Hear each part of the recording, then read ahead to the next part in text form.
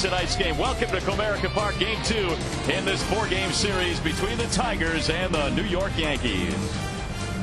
Hi again, everyone. Welcome to Tigers Baseball. Mario and Pemba alongside Ron Allen. Glad to have you with us for Game 2 of this series. First things first, let's welcome back my partner. Glad to see you back, Ron. I know you were feeling a little bit under the weather last night. Good to see you back on the broadcast.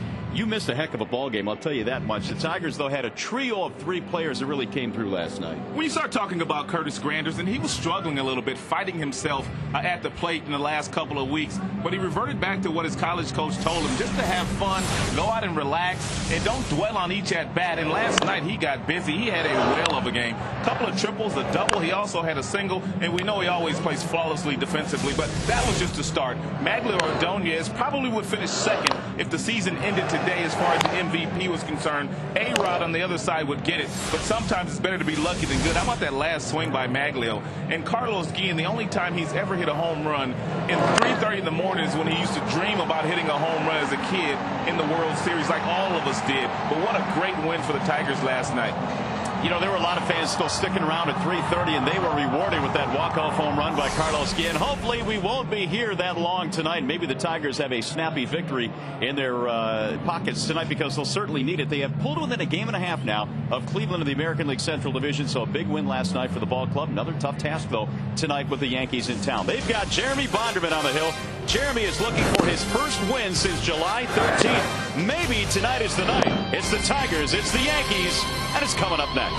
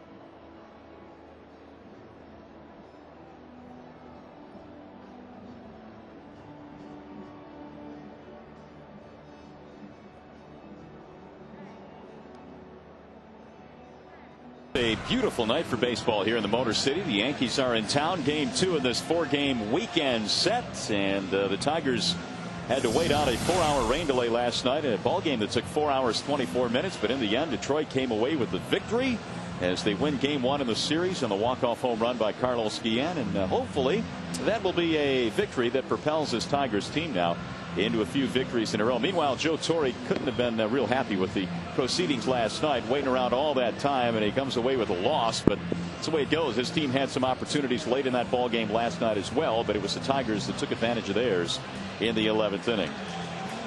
Here is the starting lineup in the ball game today for the visiting New York Yankees. Looks like this. Johnny Damon is their leadoff man. He's out in left field. Career against Bonderman. Really good numbers. Derek Jeter bats second and plays short. Bobby Abreu is in right field. Alex Rodriguez cleaning up, followed by Matsui, the DH. Posada will catch, in their bottom three is Cano, Benamitz, and Melky Cabrera in center field and the batting ninth. Gardner White pitching report tonight is on Jeremy Bonderman. Well, he needs to get out of the first inning. We've well documented the numbers, the faithful first inning this year for Bonderman, so we're not going to dwell on it too much. And he also needs to do a little bit better job against Johnny Damon, who is leading off for the Yankees. He is 12 for 28 against Jeremy. And how about a slump buster? 2-6 in his last 11 games. His last win way back July 13th, first start after the All-Star game. Let's take a look at the Marathon defense presented to you by Marathon. I've already said that. Santiago's at shortstop. Second start at shortstop this season. 170th in his career. In the infield with him, you've got Inge, Polanco, and Guillen. You've got Bonderman on the mound. We told you that. Rebello behind the plate. And the outfield is Timms, Granderson, Ordonez. Well, for the Tigers, Carlos Guillen had the big hit in the ball game last night. And Mr. Guillen is stationed out at first base this evening. And we had a scoring change, by the way, in last night's ball game. There was a play early on, in fact, in the very first inning, that they charged Placido Polanco with an error on. It didn't look like a big deal, but of course a big streak came to an end on this play. Polanco's throw pulling the first baseman Marcus Thames off the bag. They charged Polanco with an error on that play, which brought to an end his streak of 147 consecutive errorless games. But guess what? They've changed it. They have given the error to Marcus Thames, and so Polanco's streak is still intact. And Marcus is patrolling left tonight. So he was involved in that play at first base. They moved him around quite a bit. He has been very versatile this year for the Tigers. He's handled himself very well since coming back from that hamstring injury. I'm talking about Marcus Thames.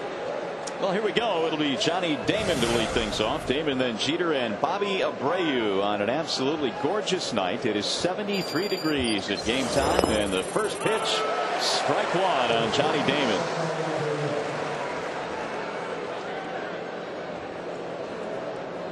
Here is Bonderman's 0-1 delivery. Missed it outside, and the count evens up now at 1-1. After getting an outstanding pitching performance from Nate Robertson a couple of days ago, they need Bonderman to go out and pitch the way that he's capable of pitching and win this ball game. He and Verlander both need to get on track. Swing and a miss. Like an off-speed pitch there.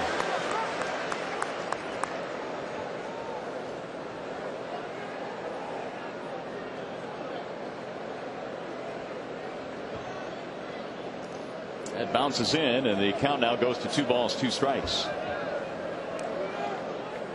A couple of hits in the ball game last night in his first 2 at bats for Damon. Then he struck out 3 consecutive at bats before they lifted him. 2-2 on the Yankees leadoff man. And way high with a fastball. 3 balls, 2 strikes. Bonderman facing Damon, Jeter, and Abreu in the first inning. There's Derek Jeter, the captain, waiting on deck and back in the 2 slot in the lineup tonight. That slap foul back out of play.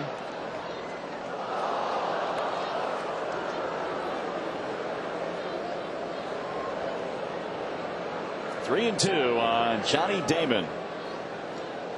Only 7 home runs this year, which is well below his career high. That's popped up. Foul ground, third base side. Brandon Inge is waiting for the out. You know, you bring up a great point about Damon's home runs, but home runs around the major leagues this year are down. And they have just taken care of Damon.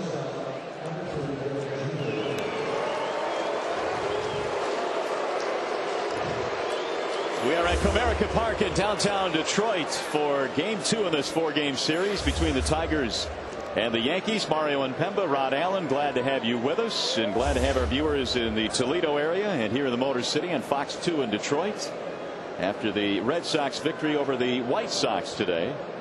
Welcome to the ballpark, just underway in a scoreless game, and Derek Jeter is standing in. Jeter with 1 out, batting .323. 8 home runs this season, was hitless last night, but he scored a couple of times.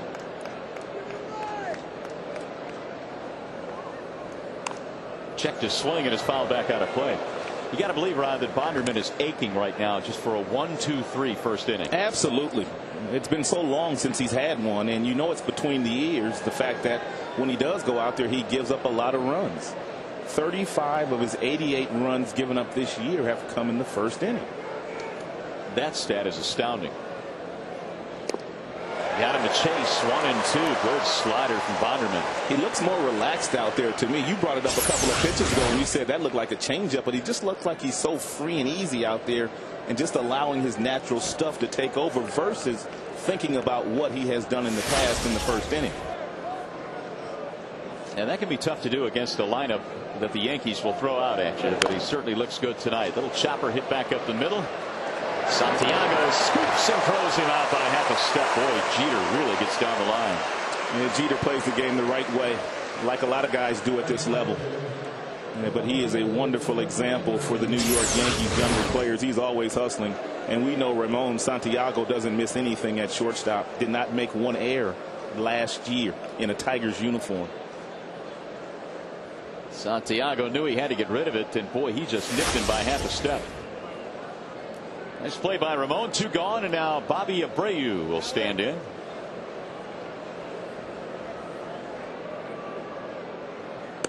There's strike 1 on Abreu. Take one more look at this play by Santiago. Take a look at his right hand. He knows this is how you feel the ground ball, but also he knows Jeter's running, so he has to have that throwing hand down there close to the glove, so he takes very little time in getting the ball in the throwing hand back to first base. And that was the difference, obviously, in that play. Absolutely. If his hand is any higher, then he doesn't get there. Here's the 1-1. Abreu looks at a slider strike. 1-2 now on the number 3 hitter for the Yankees. Bonderman has gone to a lot of his secondary pitches here in the first inning, the changeup, the slider, versus trying to establish his fastball in the first inning, which is what most starting pitchers do that throw 95 miles an hour. Rebello wants the fastball in. Here it is. And it's popped up foul. And Bello getting the start behind the plate today for Pudge Rodriguez. And with the day game tomorrow, you'll see, I'm sure, Pudge back in there. He's not happy today.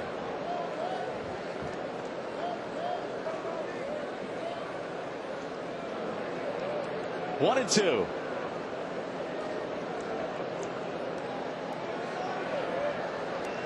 One-two pitch. Pulled into right field. A base hit. So Abreu is aboard with a 2-out single. They've had a tough time getting Abreu out, especially in that series in New York. He was a one-man wrecking crew. Remember earlier this season when all Yankees fans were really upset that they let Sheffield go, and Abreu was having a poor first half of the year. They were screaming, "We let the wrong guy go." Exactly. But Abreu has since come on and had a terrific second half. They still may have let the wrong guy go, though. Obviously, I'm a little biased, but I really enjoy watching Gary Sheffield play. A-Rod looks at a ball, 1-0. No knock on Bobby Abreu. He's an outstanding player and person.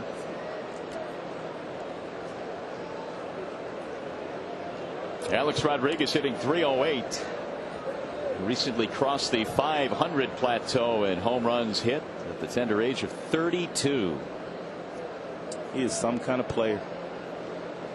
Gifted, talented. But boy, when the Tigers last saw him in the postseason last year, he was batting in the bottom third of their lineup. Really struggled in the postseason. There's a strike right down the middle, 1-1. There you go, 507 lifetime home runs now, and that's good for 21st on the all-time list, and that's just a list that he will continue to climb year after year. If you were a general manager and you were starting a team tomorrow, he would be your first pick. Abreu does run, so you got to keep him close from time to time. He has 17 steals, but if he does run, that opens up first base to do with Alex Rodriguez what you want to do with him. But with Matsui in that on deck circle, my guess is Bonderman would still have to pitch to him.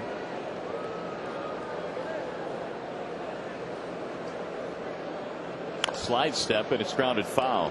That's really where you have to pitch Alex. You got to crowd him, and you can't be afraid to go inside with good fastballs. And Bonderman has a good fastball, 92 to 95 miles an hour. When you throw balls up and out over the plate, Alex will do with it what he did with that one last night that he got from Miller. So Jeremy is ahead of the count. I think the Tigers realize that the Yankees probably tonight will try and run as much as they can against Bonderman, and Jeremy employed the slide step on that last pitch. They did that to him in New York. Let's see what he does here. Time called as A-Rod steps out. He can kind of negate the running game to a certain degree if he does what he just did there. Hold the baseball, step off, the slide step, vary his times when he delivers the ball to Rebello, just to get the first base runner's timing off. He chases Abreu back once again. 2-out single by Bobby Abreu. We are just underway. The Tigers won the opening game of the series earlier this morning. 3:30. 11th inning. What time did you get up today? What time did I get out of bed, or what time did I get up? They're two different things. I was awake probably around 8 this morning. It's Saturday. No baseball games or nothing today? No, but you got lucky. There's a dog in the house and all kinds of other stuff going on. They could care less what time you got on last night. He got that right. 1-2. There goes the runner. Inside and high. The throw not in time. Good throw, though. Accurate throw by Rebello, but a good jump by Abreu, and he swipes his 18th. Well, Bonderman did the best job that he could possibly do to hold him close. And you talked about Rebello. Rebello took his time. Even though Abreu had an outstanding jump, he still took his time and made a very strong throw down to second. A lot of times the catcher, when they see the base runner get a good jump, they rush their throw, and that's when they throw the ball off toward the second base side of the bag. Well, the Yankees now put a man in scoring position. 2-2 on Alex Rodriguez. He wouldn't chase that slider. That was a pretty good pitch in a pretty good location, but A-Rod disciplined enough to stay off. You got to be careful when you pitch against hitters like the Yankees have. They're just such outstanding hitters that when they get themselves in fastball counts, very seldom do they look for fastballs. They look for breaking balls because that's what most pitchers do to them.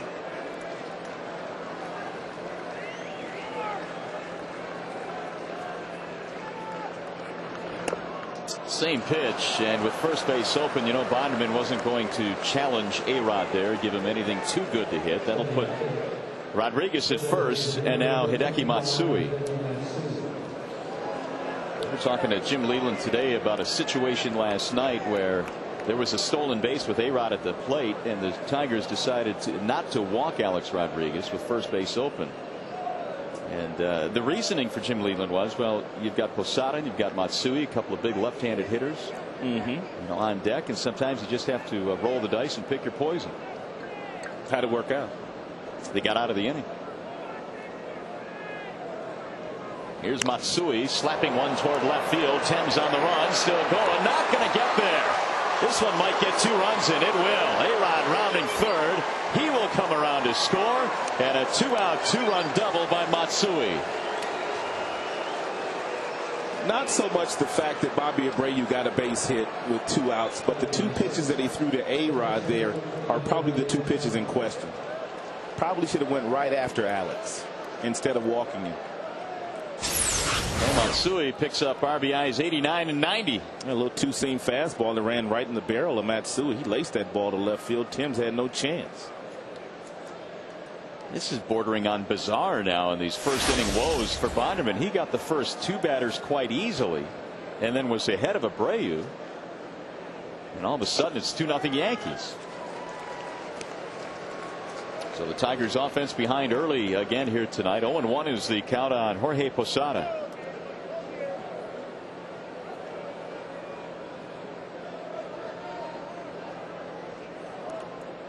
Posada's hit safely in his last 3. He's been swinging a hot bat.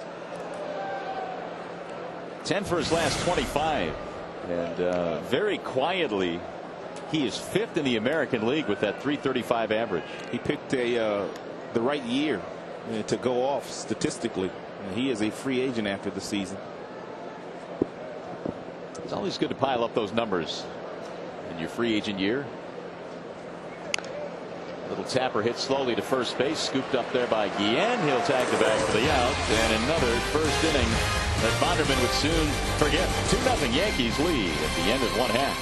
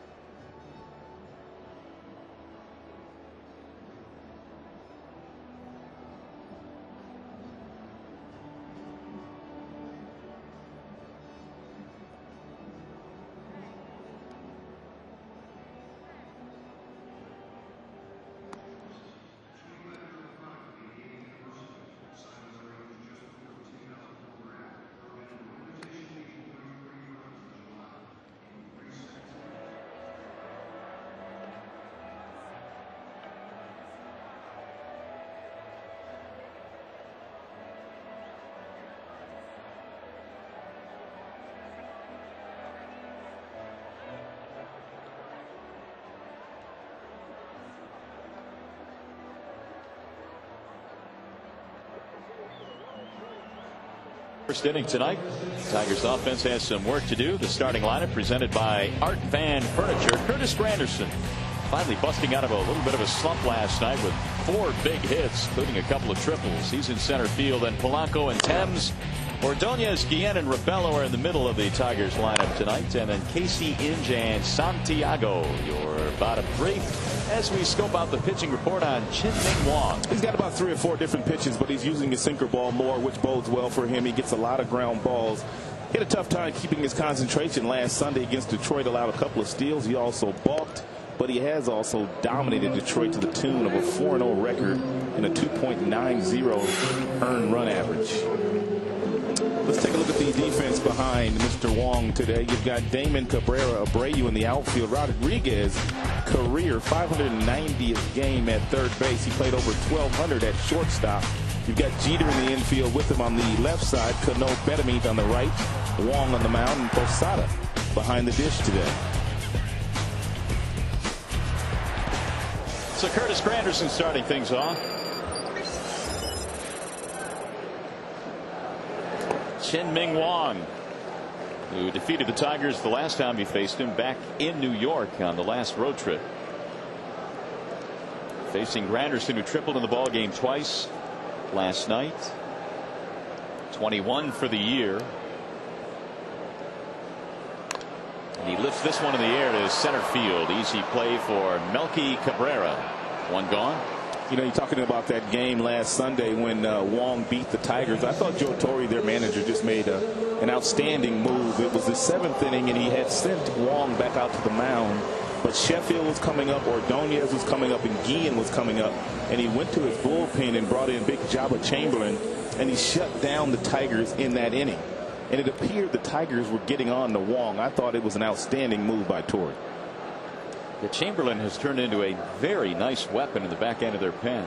They were starting to get to Wong in that ball game. He was a little rattled. We told you the Tigers had stole a couple of bases. He had balked once. Here's Polanco. Ball 1 to Placido. And their goal is to make him get the ball up, as it is against all sinker ballers. And he's got a real good sinker.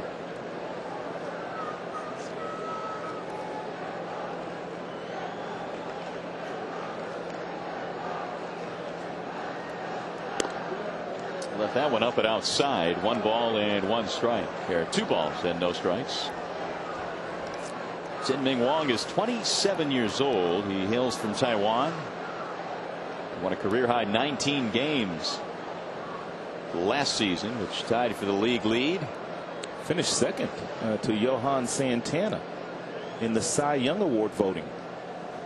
A lot of people don't know that. He was that good. And some nice numbers, certainly the best numbers of his big league career, which hasn't spanned very long. He has fallen behind 3-0 on Polanco. Placido at 337. There's that slow, methodical windup by Wong. That is strike 3-1. So how much of the game were you able to stay up for last night? I watched bits and parts of it. I think I probably caught a good 4 innings total. It's not bad.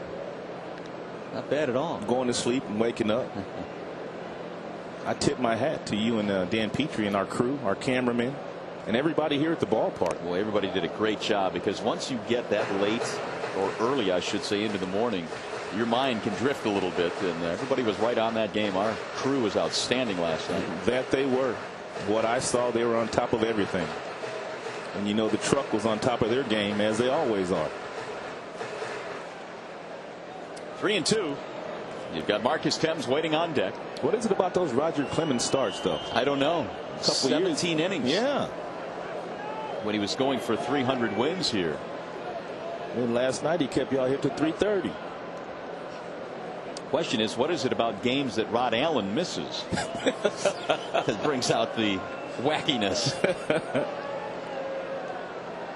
3-2.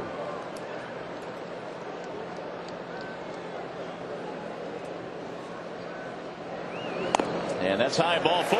Tigers get their first base runner, a 1-out walk to Polanco. Going to bring up Marcus Thames. This has been a little bit of an issue now for the Tigers with Sheffield out of the lineup. Who bats third and how much production can they get from that spot? We've seen Casey bat third. We've seen Thames bat third. It's kind of tough to replace a guy like Gary Sheffield, who has done what he has done over his entire major league career, and the kind of fear that he puts in opposing pitchers.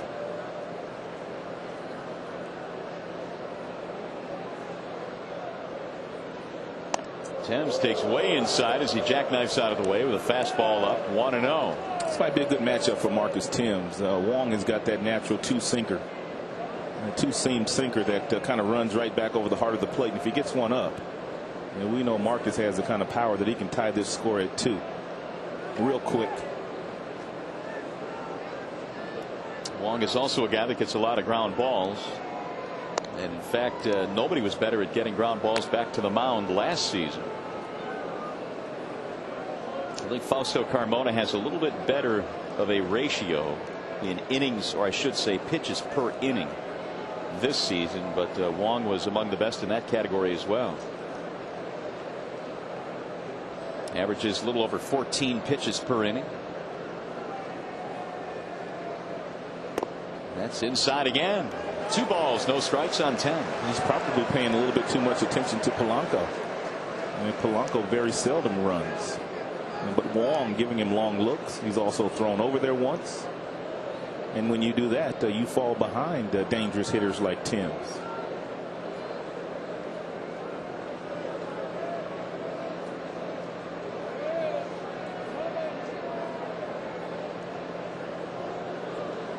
Runner bluffed back. Polanco this year, 4 steals. He's been caught 3 times.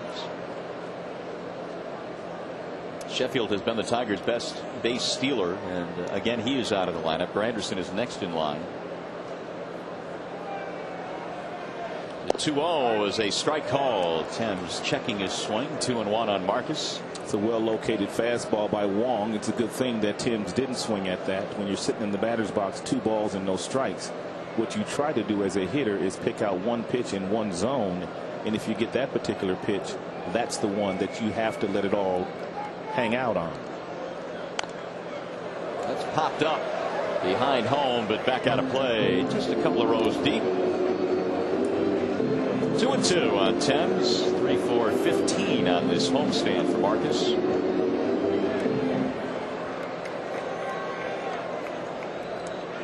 You were telling me that Craig Monroe got a base hit last night for the Chicago Cubs. He did. His first plate appearance for the Chicago Cubs. He got an infield single. And with Monroe gone, Marcus Thames now seeing a whole lot of action. In fact, he was even before the trade of Monroe, and he was designated for assignment. The 2-2 with the runner going. A swing and a miss. Here comes the throw down to second. Not in time. Thames strikes out, but a stolen base for Polanco. Polanco picked the right ball to run on. It was a breaking ball from Wong, and he steals his 5th base of the season. Polanco doesn't run that often. Posada took his time, made a strong throw, but it was to the right side of the second base bag, or left side, depending on what you're looking at. Wow. Meantime, Cleveland has put up a 5 spot in the first inning on Kansas City. I guess they're a little angry after getting beat 2-1 last night by the Royals. They're still batting in the first. Ground ball left side, base hit. Here comes Polanco. Damon has no chance of throwing him out. It's an RBI single for Maglio Ordonez. The stolen base was huge. Tigers in some ways manufacturing a run there with the steal. Maglio's on a whole different planet right now. I mean, a whole different planet. Wong got the ground ball that he needed on the single ball, but the ball was up, and Maglio just was able to drive that ball between A-Rod and Jeter. And anytime the ball is at the left field, you're going to see guys try to take the extra base. Johnny Damon's arm is not all that strong in left. So it's a 2-1 ball game. That'll bring up Carlos Guillen, last night's big hero, late. He has the tying run aboard here. And Wong misses down low. First hit of the ball game for the Tigers. It belongs to Ordonez, who has 116 RBIs. And again, Maglio has done it so often this year, but a big 2-out hit to drive in a run.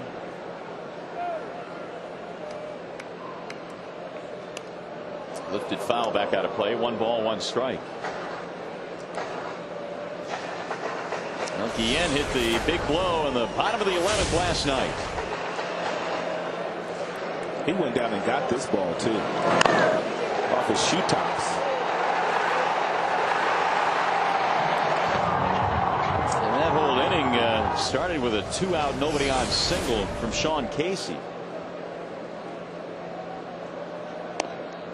That's high on the fastball, and Guillen lays off 2-1. A lot of Wong's pitches today are up. He usually has that power sinker ball, and he can throw that whenever he wants to, but maybe he's throwing the ball up by design. You never know. But he has elevated quite a few pitches here in the very first inning.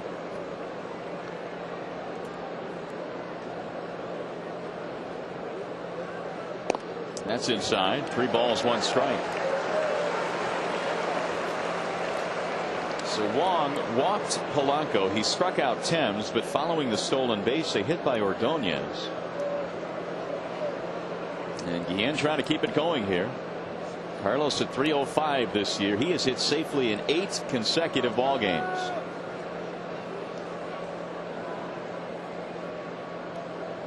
(3-1) is fouled off. 3-2. So that means Ordonez will be off and running here.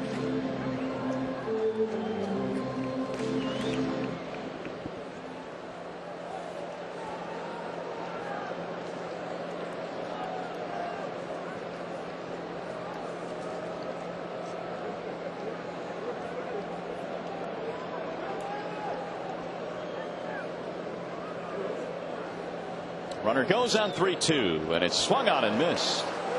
Struck him out to end the inning, but the Tigers get a run back. Guillen arguing that he fouled that ball off, but to no avail. RBI hit for Maglio to make it 2-1.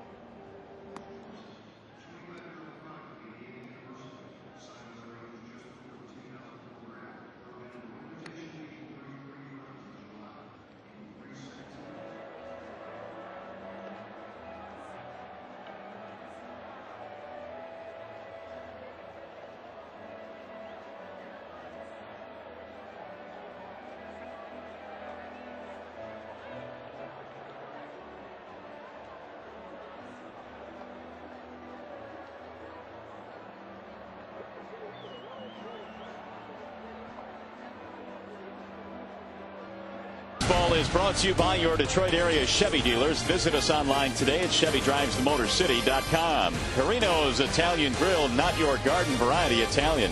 By Art Van Furniture, the only furniture store with a total satisfaction guarantee. And by your Chrysler and Jeep Superstores. Boy, what a difference a night makes in terms of the weather. 73 at game time. It is absolutely gorgeous here tonight. And nothing but sunshine. 2-1. The Yankees have the lead as we go to the top of the second. It'll be Jeremy Bonderman back to the hill to face Cano, Betamit, and Cabrera. Robinson Cano was just 1 for 5 last night, batting .305, and he takes a ball 1-0. 2-out, 2-run double by Hideki Matsui in the first inning gave the Yankees the lead.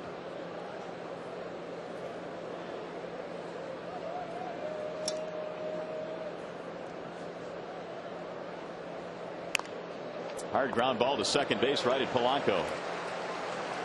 One away. We mentioned earlier in the ball game that Polanco had that error that was charged to him reversed. We just found out when we got to the ballpark today that that error that was charged to him in the first inning was reversed. So his errorless streak is still intact. That ball that he threw to Marcus Thames, they have now given Thames the error. He was playing first base last night, so Polanco's streak is still going. Here's Wilson Betemit.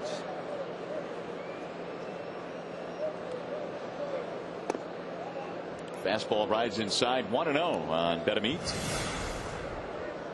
He was hitting .231 with 10 home runs for the Los Angeles Dodgers.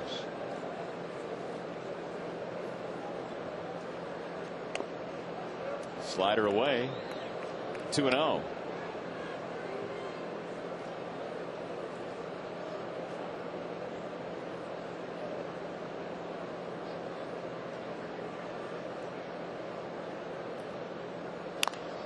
There's another hard ground ball. This one to the first baseman, Guillen on the backhand. Bonderman covers, 2 gone. Carlos looking pretty good over at first base, playing that position like he's been there a bunch, and he really hasn't. I mean, shortstop by trade, but I guess if you can play that shortstop position, you can play anywhere. Nice feed to Bonderman, gave him the ball before he got to the bag to make sure he wasn't trying to catch the ball and find the bag at the same time. To me, the one thing that's impressive about Guillen at first base is his footwork. He seems to have his footwork down for a position that he's not played a lot of. He played some first base last year for the ball club, of course. And he also played some first base last spring for Venezuela in the World Baseball Classic. And he's got a pretty good infield instructor in Rafael Belliard as well. Yeah, that helps. One of the under the radar coaches for the Tigers, who positions the defenses quite a bit throughout the course of the game and works with the infielders. They got a nice staff down there. Of course, Sean Casey has been as good as it gets defensively at first base. Third start of the year for Guillen at first in this one tonight. Fly ball in the air to shallow right field. Ordonez under it. Quick 1-2-3 inning for Jeremy Bonderman. 1.5 in the books.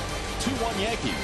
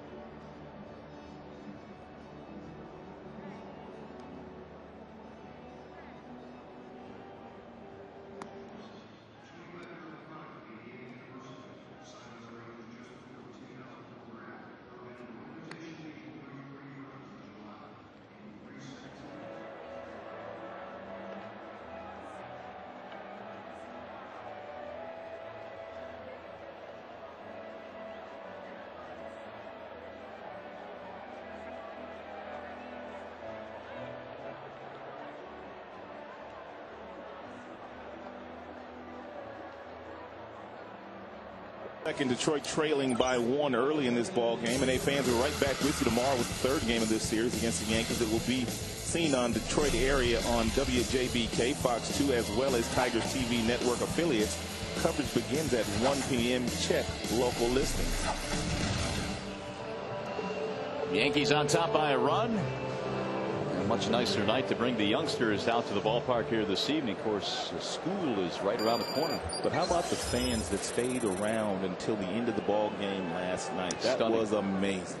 I don't know how many there were. I haven't seen any estimates, but it was a really large group of fans that were still here at 3:30. And you know, it did rain even after they started the game. It wasn't a heavy rain. It was more of a mist and a light rain, but there were patches of rain throughout that game. And they sat through that.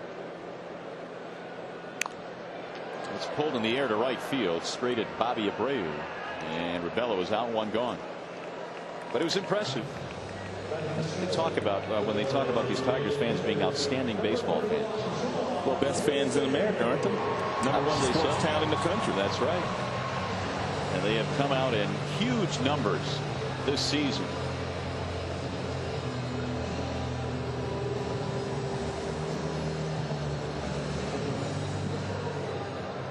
Another big crowd on hand here tonight. Had a sellout officially last night, although a few of them decided they didn't want to wait for the first pitch, but most of them did. That's something the Yankees are accustomed to, playing in front of sellout crowds. They do it every night. The last 14 games have been in front of sellout crowds. 7 at home and 7 on the road, and they travel well. Looks like they have their own section. Yeah, they do.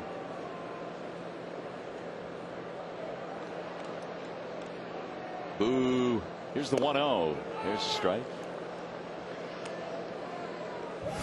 1-1 on Sean Casey. 1 for 2 last night. It was Casey's 2-out single that started things in the bottom of the 11th inning. Maglio then followed with a hit, and then Guillen finished her off.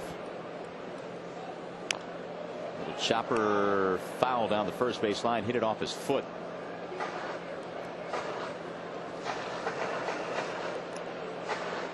And it appears to be the foot that Casey has wrapped up. All that protection. Players got here very late today. Some of them rolled in at 5:30, 5:45. Just enough time to grab a quick cup of coffee, maybe a little bite to eat, go to the cage and get loose and strap it on. Neither team took batting practice before the game today. I'm sure some loosened up in the tunnels below, but the Yankees bus got to the ballpark very late today.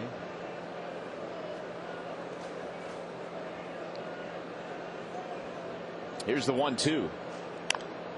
That one is going to stay in fair territory on the ground to second base. Cano throws him out, 2 away. I got to ask you, and I don't think we've talked about it very much, but are you surprised at all what the Seattle Mariners are doing? Yes. You know what? I'll be honest. I am more than surprised. I know they have a very good bullpen, and I know that they can hit a little bit, but that rotation, I just didn't think they had it in them. I mean, they are just a game behind the Angels, and they're leading by 2 in the wild card. Yeah, they're 20 over. How about that? And one manager quit. That's right. They were on, I think, what, an 8-game winning streak at that point? Exactly. That's lifted foul. Back to the screen. 0-1 on Brandon Inge. Brandon very nearly won the ball game last night for the Tigers with that line drive that was caught by the first baseman Phillips with the bases loaded. And it would have been a real pick-me-up for Brandon, because Inge right now is 0 for his last 14. Inge has the ability to bunt for a base hit, and when you get 0 for 10, 0 for 11, you ought to think about dropping down a bunt just to get yourself a base hit. Yeah, he's got the speed to do it. And he knows how to do it. With the stuff that Wong features with that power sinker, is he easier or tougher to bunt? It would not be difficult to bunt him as long as you wait long enough to allow the ball to travel deep enough in the batter's box, just so all you have to do is drop the barrel, get it down there, and then run down to first. A-Rod is playing him in the parking lot. Here's the 2-1 pitch. Little pop up. This one might drop. It will. He'll take that. You think he will? It's better than the bunt. He may crack a smile right now, but he'll take it.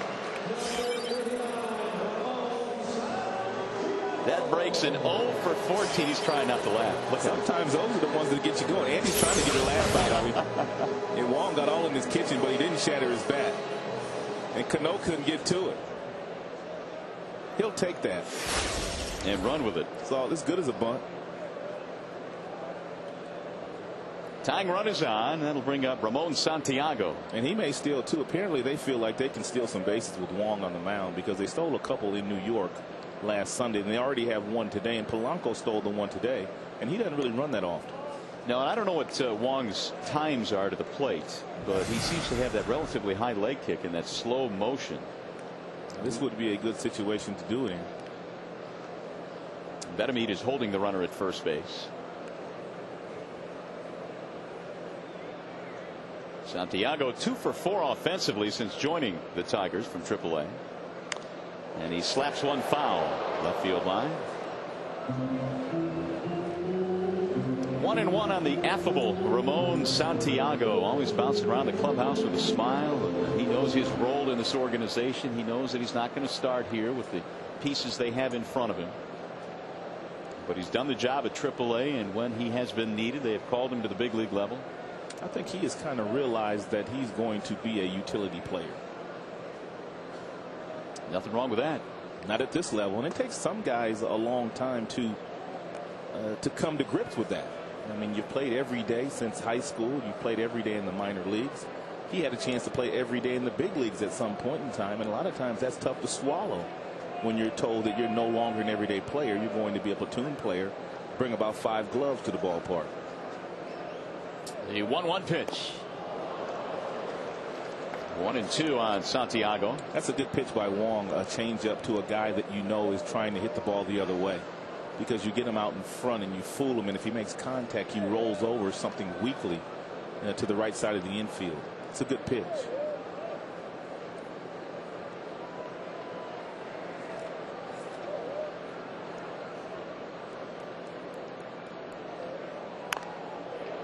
It's pulled foul back into the seats down the right field line.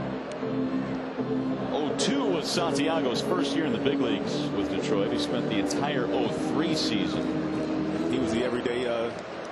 Was he playing second base that first year in 03, or was Infante playing? With Infante. Infante was the shortstop, I believe, at that point. Well, Santiago was the everyday second baseman. And they were known as Infantiago. That's good. No, actually, it's pretty bad. The 1-2 is swung on and missed. He struck him out to retire the side. So the Tigers still trail 2-1. When we come back, we'll talk some Red Wings hockey. Ken Holland, the GM of the Wings, will join us in the booth.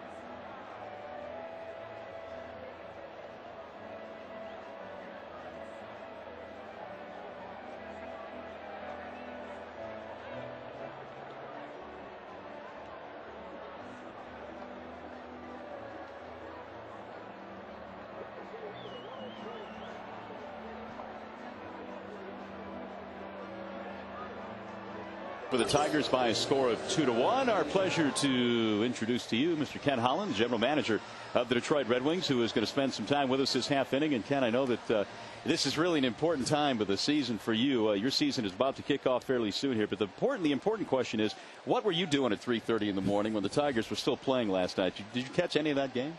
No, I didn't. I kept looking on TV, and about 10:30 last night I switched to a different station, and this morning I watched ESPN and they had the score. I couldn't believe the game went on. I went to the internet and read all about last night. It was amazing, obviously. So you don't have to deal with rain delays in the NHL, which is pretty nice. Yeah, no, we're lucky. The occasional pane of glass that explodes, that's about it. Yeah, most times, we know we're going to start within a couple of minutes, and within 2.5, 3 hours, except in the playoffs, obviously, overtime. Johnny Damon will lead it off for the New York Yankees. Damon, Jeter, and Abreu facing Jeremy Bonderman.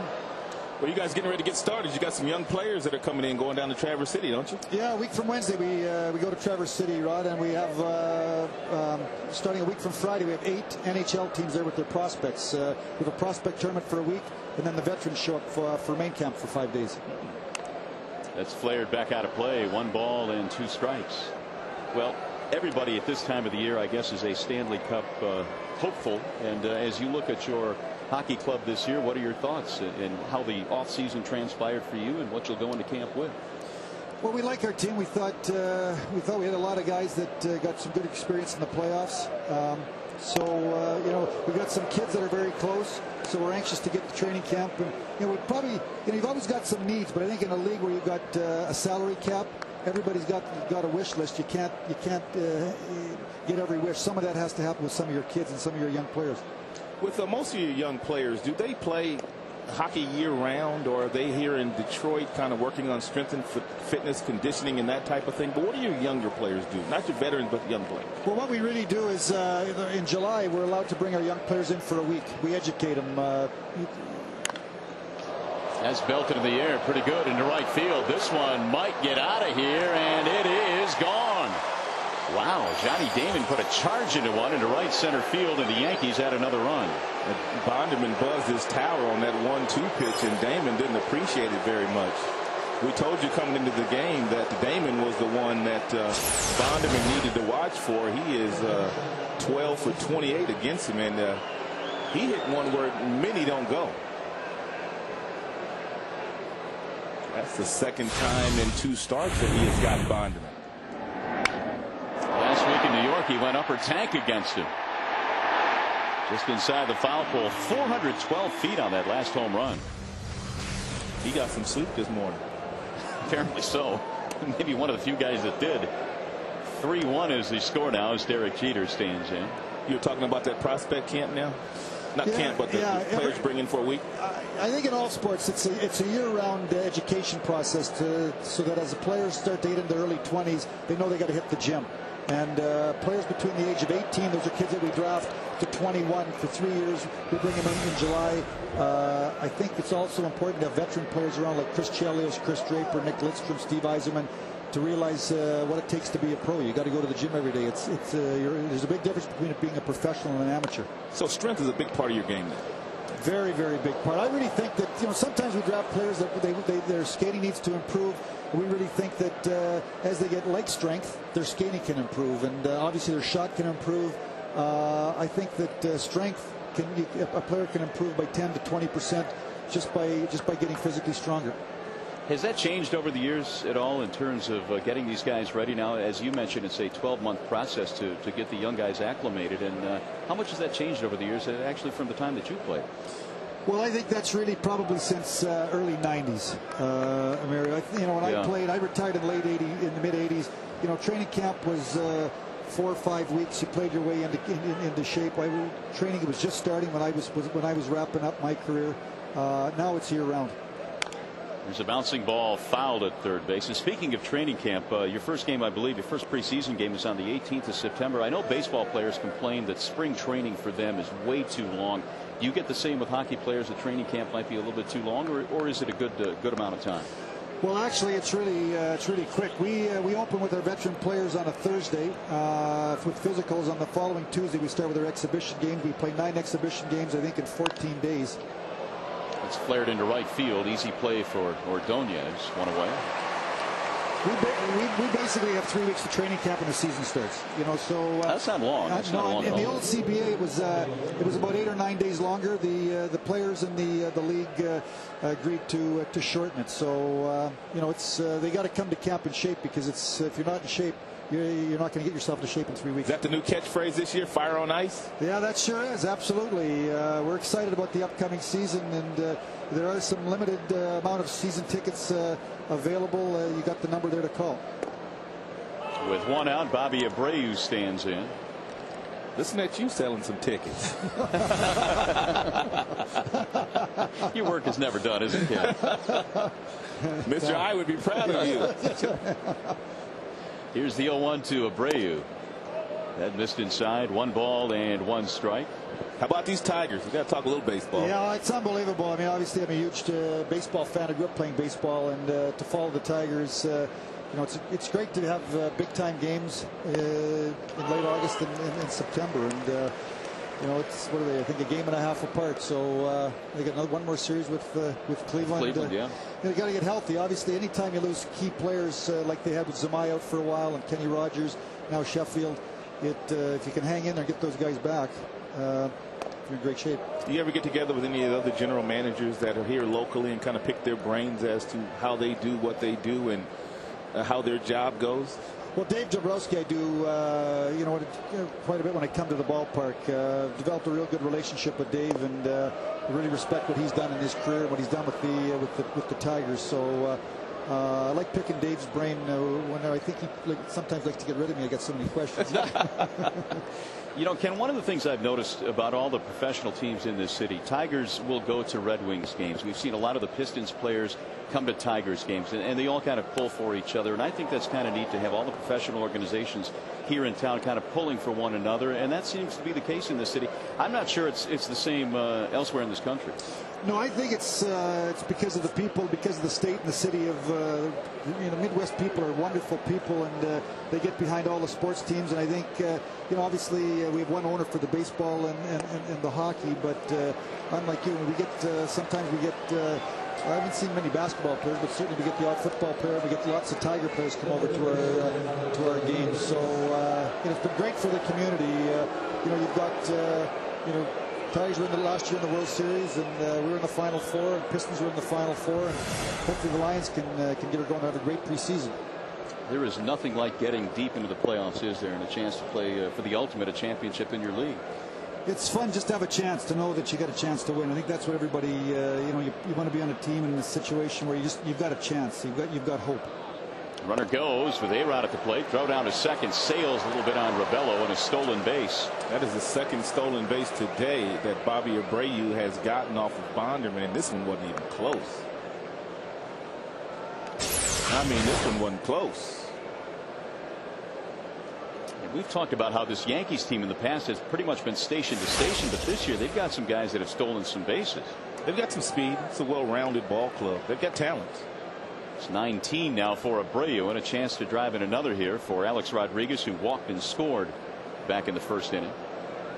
Got a chance to chat with Ken Holland, the general manager of the Detroit Red Wings, and training camp right around the corner. And Ken, I know that in baseball the word grind is used a lot because of the volume of games played, and they don't play as many obviously in the NHL, but I think it's as big a grind, and you can speak to that about how really difficult it is for some of these players. As we see the ball knocked down by Inge and A-Rod at the board. To get through an NHL season, it's no joke, man, to go from start to finish and win a championship in your league. Well, yeah, you know what I think in all sports, like, you know, it's just mental toughness is so important, and I think a lot of that has to do too with the physical strength. I think if you're an athlete and you've done all your training and you're prepared, it helps your mental preparation because you know that you've done everything that you can. And you know, the NHL season obviously is 80 games, and then it's 4 best-of-7 series. Right. You know, and it's a physical game.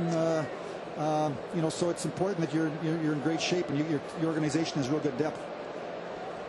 Because there's quite a few fisticuffs in that game that you guys play, do you ever get scared that one of your great players is going to get hurt in one of those altercations? Well, I think you always worry about your players, you know, but at the same time, it's part of the game. It's part of the game, and if you want to win, you got to, you know, sometimes you got to fight, sometimes you got to go into those hard areas, and you got to sacrifice your body. That's, you know, that's what I think I was most proud about our guys last year. Obviously, there was some questions heading into the playoffs. You know, everybody thought that we had good skill about the toughness, the mental toughness, the physical toughness of our team. And I thought our team physically stood up and matched the 3 teams that we played in the playoffs. And I'm hoping that that's going to be a real confidence builder for our team heading into this season. Here's Posada now with 2 outs and runners at first and third. The Yankees have added another run here in the 3rd inning and looking for some more.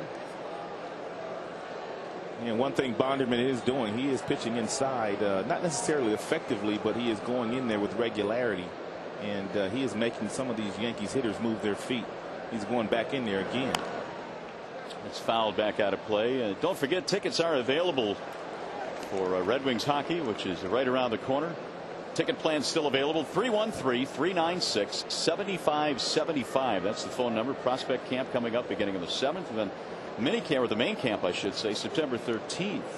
And Traverse City now has it's kind of been your fort for a while. How many years in Traverse City? We've been here since September of 1997, after we won our first Stanley Cup. We got 2 ice surfaces. We got a lot of fans up there. The rink is full. It's a great opportunity to get our players away for 5 or 6 days so we build some chemistry. You got the charity golf coming up as well, and the dinner too. Is that correct? Yeah, the first night we have a golf tournament up there to raise money for local charities, and then Ken Daniels, Mickey Redmond, and all our players are at a supper to raise money for the local charities. Here's the 1-1. Runner bluffs at first. What kind of golfer is Ken Daniels? Be honest now. Be honest. I'd rather watch him on TV. Kenny, I hope you're watching this. If he's not watching, he's going to hear about it. Yeah. Somebody needs to invent something so you can, like, homing devices to the balls if you play with Ken Daniels. Nice. We're going to get this on tape and we'll send him a copy. How about that, Ken? Here's the 1-2. Runner goes, and it's high. No throw down to second as A-Rod steals it, standing up. So another swipe. Well, we do know that not only the Yankees, but most teams that Bonderman starts against, if they get themselves in a situation, they will try to steal a base. 2 balls, 2 strikes with runners at second and third and 2 outs. 18 steals now for A-Rod. And Posada 1 swing of the bat away from getting a couple of more runs here for the Yankees. It's low, and the count fills now 3-2.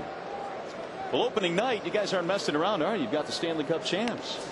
Yeah, we're hoping we catch them tired. They open in London, England, against the Los Angeles Kings on a Friday and a Saturday. We get them here on the Wednesday, so hopefully they've got a little jet lag. Yeah, we can catch them a little soft. But they're the best team in the league, and we got to be ready to go. 3-2. Crowd starting to get into it a little bit now. Bonderman looking to get out of his frame with only 1 run in. Posada is 0 for 1 in this ball game. And the 3-2 pitch is in the air towards center field. Should get him out of the inning. Granderson is there to retire this side. Ken, we appreciate it. Good luck this year. All the best. Thank you. Thanks very much. Always a pleasure. Yeah, nice talking to you guys. Ken Holland, general manager of the Detroit Red Wings. They're getting ready to start up. Here it's 3-1 Yankees in the middle of the third.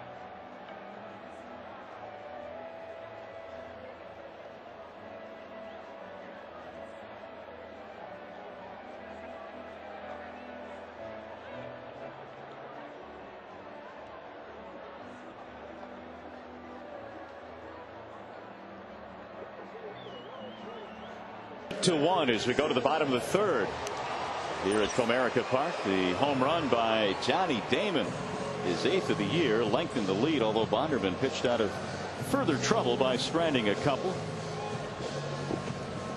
And the Tigers now in the bottom of the third have the top of the order. Curtis Granderson, Placido Polanco, and Marcus Thames. That little dude got his face all painted up. I think you ought to do that one night. I'd do it if you do it. No. Okay. Thought I'd ask, though. Granderson fly to center. He's 0 for 1. Chin-Ming Wong back at the hill. He has given up an RBI hit to Ordonez. And nothing more for the Tigers. They have just 2 hits so far tonight.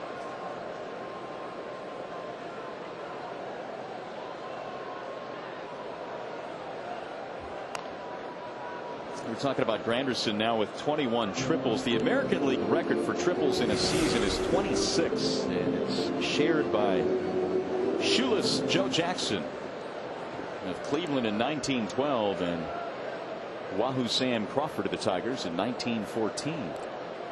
Long time ago. I mean, it's just amazing when you think about it. He's got a shot.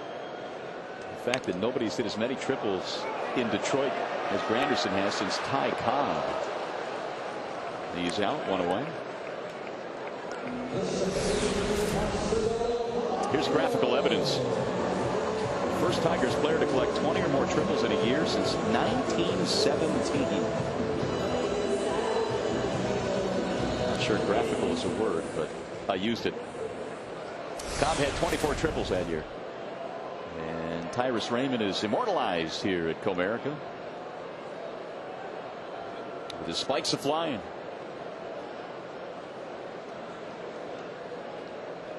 Here's Placido Polanco. Little chopper right back to Wong. 2 outs. It looked like Wong kind of settling in here in the bottom of the third. Couple of ground balls off the bat to Granderson and also Polanco. Both guys got jammed as well. Well, that last ground ball back to the mound reminiscent of last year when he recorded 42 assists, which was tops among all American League pitchers. Well, when you go up against Wong, you know he's going to have that power sinker on most nights. For the most part, he throws 80% fastballs, but they're moving at the bottom of the strike zone. If you can get him to get the ball up, you can drive the ball into some gaps, or if you can get him in the stretch by getting runners on base, you can steal some bases against him, as the Yankees have done already today. Tigers have 1 steal of their own. That was Polanco, which set up the Tigers' only run. He swiped a bag back in the first after walking. Marcus tried to hold up, unable to do it. 1-1.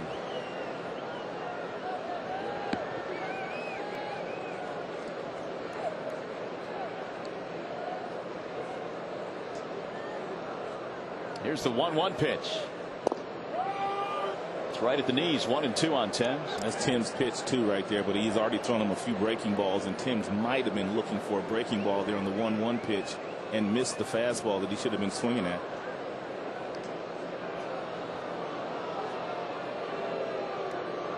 Now the 1-2, and that one just missed the outside corner. It's a good call by Posada. Knowing that Thames took that other fastball, possibly looking for a breaking ball in the back of his mind, he threw him back-to-back fastballs, and had that ball gotten more plate, Thames would have been struck out. Instead, the count fills up now, 3-2. That's what good catchers will do. They know exactly what you're looking for just by watching your actions in the batter's box, whether you're looking for a fastball or whether you're looking for a breaking ball. Here's the 3-2 pitch. Tipped it into the glove for strike 3 to retire the side. 4 strikeouts now for Chin-Ming Wong. It's 3-1 Yankees.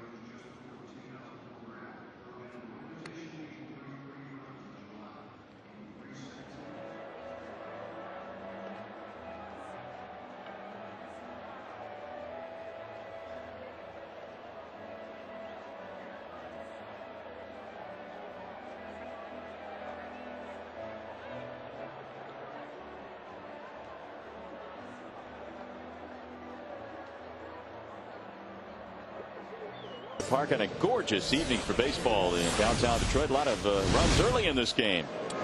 Matsui got them on the board first in the first inning, driving in a couple. Bonderman had a couple of outs in that inning before a base hit, a walk to A-Rod, and then a double by Matsui. And Maglio gets it going after Polanco walked and stole a base. And then you got the third inning. Johnny Damon hit one a long, long way.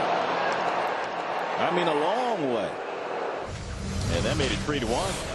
And that is where we stand as Bonderman goes back to the hill facing Cano, Betamit, and Cabrera, the bottom three hitters in the Yankees lineup. 3 runs on 4 Yankees hits. Tigers a run on 2 hits. This young kid here has got one pretty swing. I mean, he has got real good plate discipline. Hits the ball hard just about every time he swings the bat and uses the entire field. Ooh, look out. Down he goes as he hits the deck and a pitch up and in.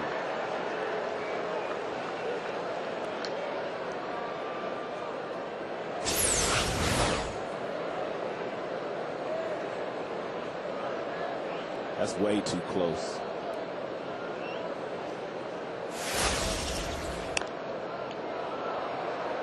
In the air toward left field and caught by Marcus Thames.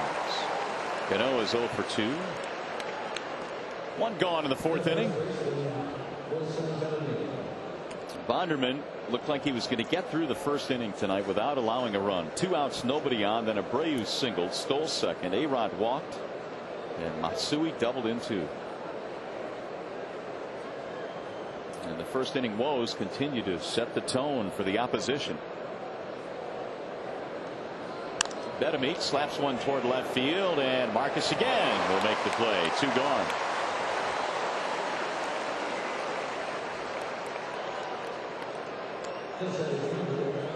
We'll bring up the number 9 hitter, Melky Cabrera.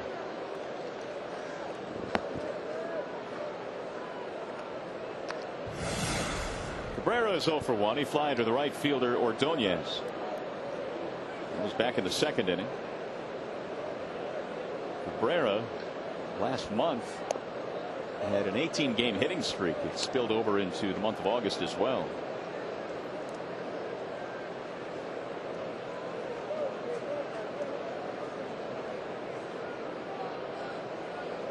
When he finally found some playing time last year with the injury to Matsui, one of the things that Joe Torre loved about Cabrera was that he seemed to bring a lot of energy to the lineup and to the ball game each night.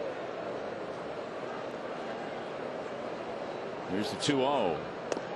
Good pitch, a strike, a slider, 2-1. When you have a veteran laden team like Torrey has on most years, it's nice to have a young kid come up, fresh face, that's just learning his craft at the major league level, that runs all the time, hustles all the time. Not that all his guys don't do that, but it's nice to have young players. Santiago waits for it to drop into his glove in a 1-2-3 inning. It took only 8 pitches for Bonderman. Ordonez, Guillen, Rebello coming up.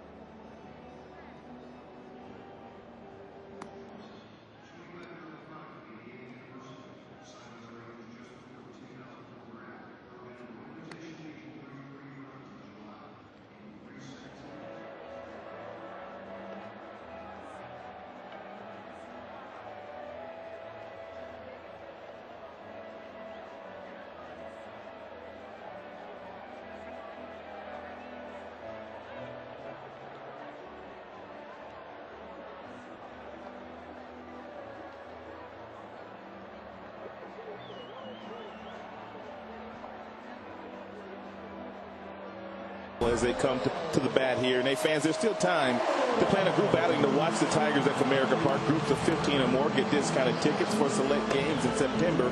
Be there in numbers to help out the Tigers during the home stretch. Order your group tickets now by calling 313-471-BALL or visit Tigers.com. Little work to do for the Tigers. They're down 3-1 as we go to the bottom of the fourth inning. And it'll be Ordonez, Guillen, and Rebello against Chin-Ming Wong. Sinker in for a strike, 0-1. It was Ordonez that drove in the Tigers' only run back in the first. 116 RBIs, and Maglio now batting .358. I don't think I've ever seen a player as dialed in as Maglio has been for the entire 4 months of the season already. Well, we've seen him now for a couple of years, and yes, I know that he was not 100% healthy his first couple of years in a Tigers uniform, but he has absolutely taken it to another level. I mean, the power number's not quite where he probably would like them to be. There's another base hit, but he is hitting the ball to all fields. He does drive the ball in the seats when he needs to, and there's not a runner on second base that he doesn't drive in. Literally over 400 with men in scoring position. That hair getting long again too. Is it? Yes, it is. Yeah, it's just about to touch the collar. You know, at the beginning of the year, Leland told him if you hit 300 and drive in 100 and hit 30 home runs, he said he would wash his hair, he would roll it up, he would blow dry it. I'm sure Leland is learning how to do that about now. No, he would never do that. That's what he said he'd do. I still don't think he'd do it. If I was Maglio, I'd hold him to it. I would too. Because he's upholding his end of the bargain. A promise is a promise. Here's Guillen. That's when Leland was asked by the reporters, was he going to make Maglio cut his head? Leland said not a chance. Remember in Kansas City when he actually got it trimmed? Everybody was freaking out because he was going so well. Why would you mess with your hair when you're going so well? But it didn't make a difference. I noticed Leland had his baseball cleats back on too tonight. He's feeling better. Yeah, his back's feeling better. He's had him the last couple of days, actually. Yeah, this is the game stretch. This is the home stretch now. You can't mess around. You got to pull out the cleats. He and Bobby Cox, the only two managers that wear cleats. That's beautiful. As he would say, it's a baseball game, not a tennis match. There's the ball outside, 2-0. He did say that to someone, didn't he? We had one of our folks ask him, why do you wear cleats? Because it's a baseball game, not a tennis match. He is intense.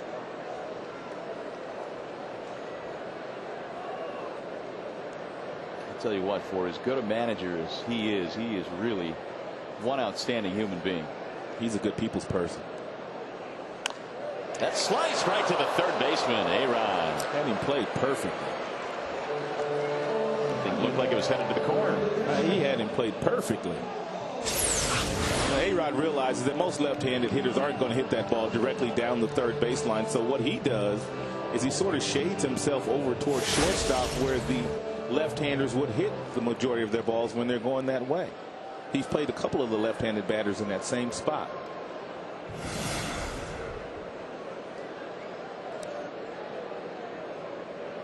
Well, here's Rebello, who's batting 6th in the lineup today. And it's the first time Rebello has hit this high in the order. He's going to pull that one foul. He got 2 or 3 hits the last time he played. He was swinging the bat well. He came in at 283 and 5 for his previous 11. Leland bumped him up. And if he stays in that spot, he'll get some RBI opportunities because some teams will pitch around Guillen to get to Rebello. No disrespect to Mike, but that's just the nature of the game. Budge gets the night off. More than likely he will play the day game tomorrow.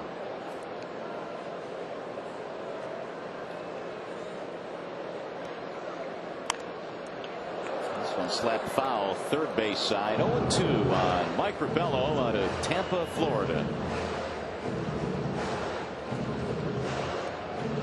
I'm sure coming into camp that he felt this would be his year to get his opportunity, but then Vance Wilson went down with the elbow injury and Vance gone for the year, and lo and behold, here it is almost September, and Rebello has been the backup to Pudge Rodriguez all season.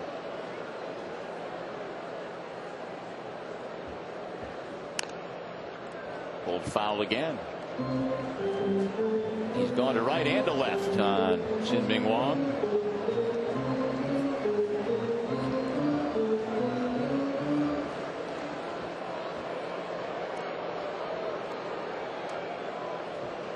Three to 1 Yankees lead. We're in the fourth inning. Tigers got a leadoff single from Ordonez.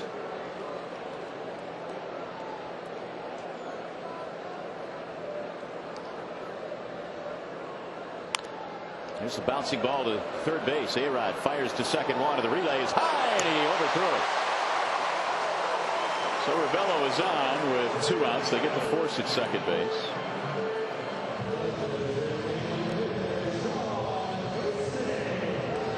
Again, A-Rod was playing well off the line. Mags might have busted this one up. And Cano had plenty of time. He just ran across the bag too aggressively. When you run across the bag this aggressively toward third base and you throw back across your body, more than likely it's going to be a poor throw. He had plenty of time to stay there, straddle the bag, turn his body, and make a strong feed back to first base without being taken out by Maglio. That'll keep the inning going for Sean Casey.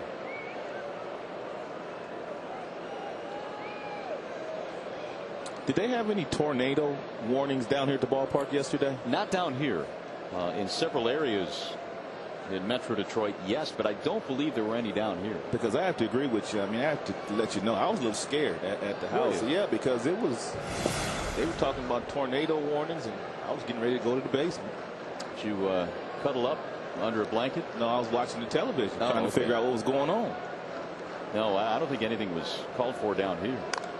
There's a chopper hit to the second baseman. Down to a knee goes Cano, and the side retired. So the Tigers get a hit, strand a man, and after 4, it's still 3-1. You've always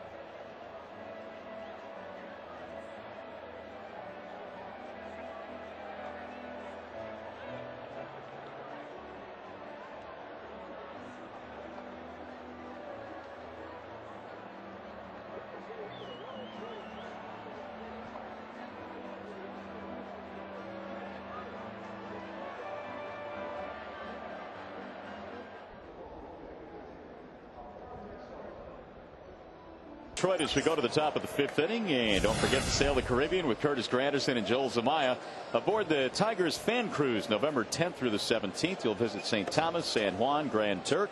3 private events as well. 800-727-1999 or visit tigers.com. Bonderman back to the hill. Top of the order, Johnny Damon, Derek Jeter, and Bobby Abreu.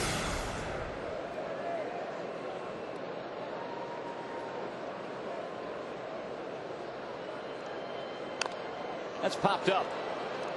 Left center field. Granderson and Thames. And Thames calls and catches. 1 gone. Let's see. 1, 2, 3, 4, 5, 6 in a row. Set down by the right hand. Here's some inside information brought to you by Esurance Online Auto Insurance. In his season or his senior year at Kalamazoo Central, Derek Jeter hit .507 with 4 homers, 23 RBIs, and was 12 for 12 in stolen base attempts.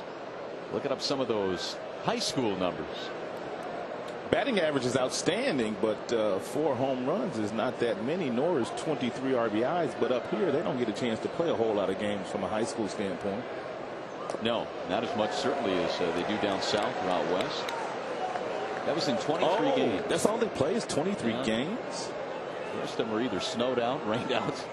But he was going to be a #1 pick. If the Yankees didn't take him, there were a lot of other teams that were going to take Derek Jeter. And as a boy, he dreamt of playing for the New York Yankees. Grew up a Yankees fan.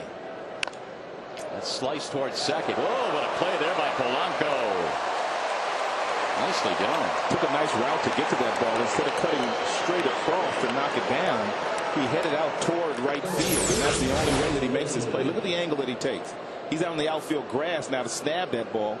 He picked it cleanly and made a nice throw over to Carlos Guillen. If you missed the announcement earlier, they reversed that error from last night on Polanco, so his errorless streak is still intact. They changed it and gave the error to the first baseman Marcus Thames. Here's Bobby Abreu. We're talking about the scouting, and you've done some scouting. Is it more difficult to scout kids in the Midwest or colder weather states, do you think? Well, I've never scouted in the Midwest, but I would assume that it is a little tougher to find kids in cold weather places because they don't play that much baseball, and it's hard to judge kids while playing because a lot of times they're playing in such cold weather. I think that's why so many of the players come from, Texas, Florida, and California. But you can find some real good players in some cold places. Like the Tigers' first-round pick this year, Rick Porcello. Yeah. Out of Seton Hall Prep. Who, by the way, was at the ballpark yesterday. And it's not going to be long, hopefully, before he will suit up in the minor leagues and begin his journey. That's Scott Boras right here. The 1-2 bounces in. 2 balls, 2 strikes. There he is, Scott Boras in the foreground. Yeah, super agent. He's got quite a few Tigers players. He's got Maglio. He's got Pudge. Also an advisor to Porcello. Got Alex Rodriguez too, I believe. That's a pretty good stable. Yeah, just here in this ballpark. Yeah.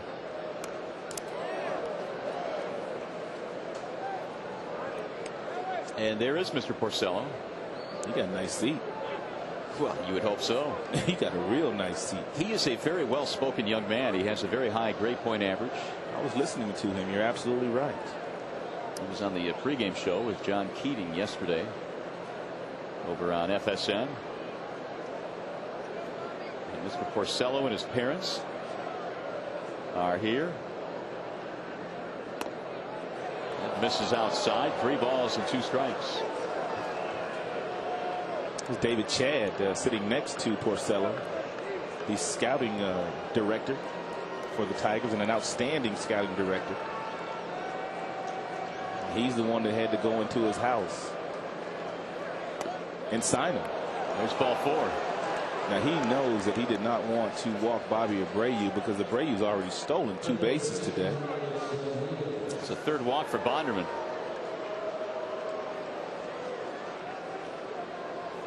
So Jeremy shaking his head after that one, and he's going to face Alex Rodriguez in a 3-1 game.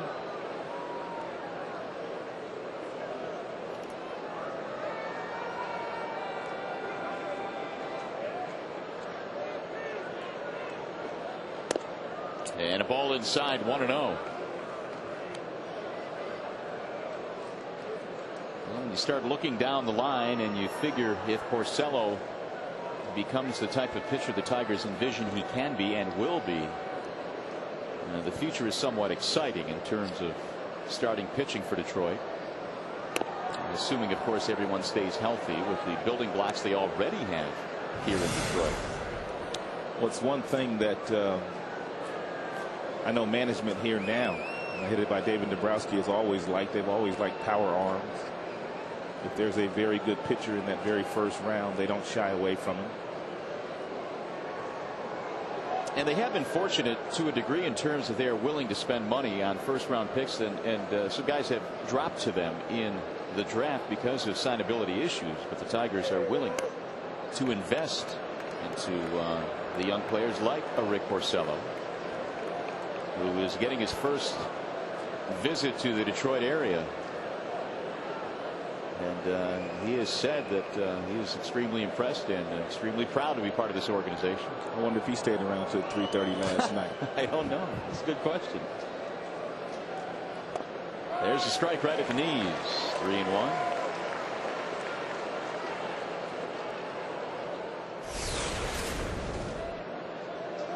Well, he's got all the tools physically, doesn't he? He does. 6'5", 195. Take a look at his high school season. Popped him up. He's going to get A-Rod. Here comes the shortstop, Santiago, to retire the side. Nothing comes to the 2-out walk. We'll go to the bottom of the 5th. Yanks by 2.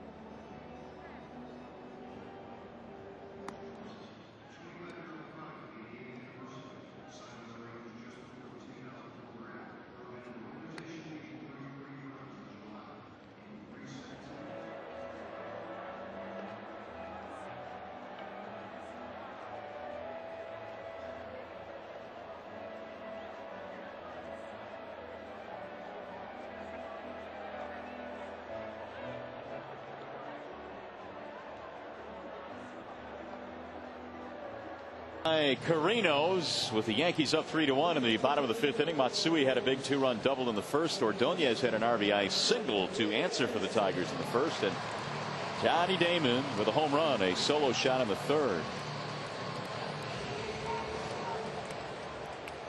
Nighttime starting to settle in here in downtown Detroit. Game 2 in this series with the Yankees up 3-1. See if the Tigers bats can get going here. They have Inge, Santiago, and Granderson facing Chien-Ming Wang. And Tigers got to take that sinker ball and drive him the other way. That's what you have to do. You can't try to pull it, or you will pound the ball into the turf all night long. But if you let it travel deep enough and try to inside out it, you can get some base hits that way. Brandon may as well take one here. Tigers have had a tough time getting runners on base. 2-0 count. They need some base runners. It would not be the worst thing in the world.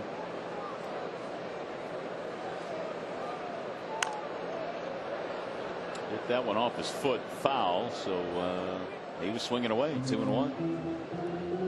Inge had that little flare single back in the 2nd, breaking it over 14.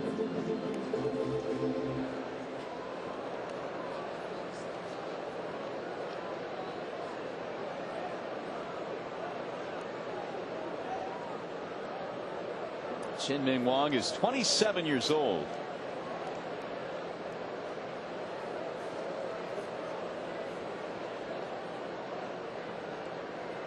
The 2-1 lifted foul back out of play. And 2 balls and 2 strikes.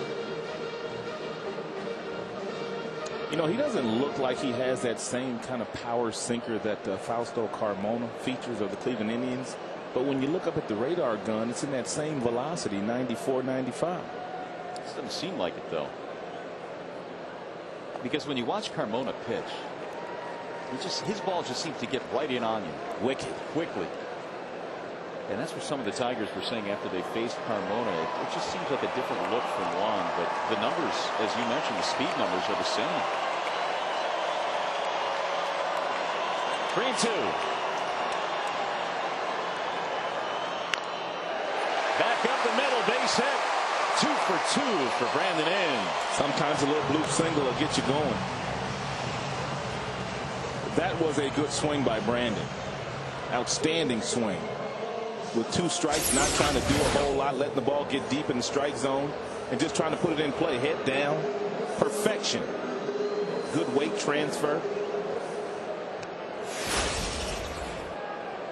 And the leadoff man on. Here's Santiago. See, Tigers' 4th hit of the game, so each squad now with 4 hits. And Santiago might try to bunt for a base hit, but A-Rod is kind of crowding him at that third base position. But if he gets it on the line, he can get himself a base hit out of it.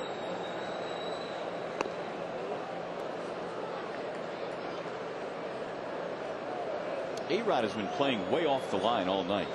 I know why he's playing off the line now, because if when a guy is up there that bunting is part of his game, the third baseman likes to cut toward the line and then veer back toward first base, which gets their momentum carrying him in that direction. And that's why he's playing Santiago the way that he's playing him right now. There goes the runner. Swing and a miss. Here comes the throw. Not nearly in time. A stolen base for Brandon Inge. Jim put the hit and run on, but probably didn't need to. And because the Tigers obviously feel like they could swing the bat and steal some bases against Wong out there. Not a good throw by Posada. And a nasty pitch by Wong. That one just sailed toward the shortstop side of the bag, and now a man in scoring position. 8 for 10 for Brandon Inge in stolen bases.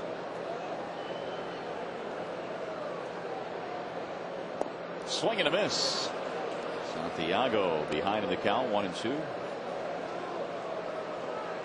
Ramon this year at AAA hit .263. He knocked in 30 in 91 games.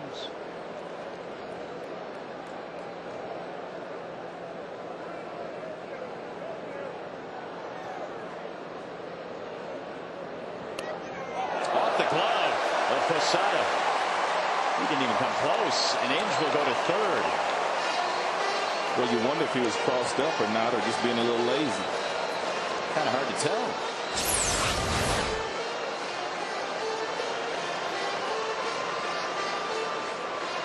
I don't know if he was crossed up.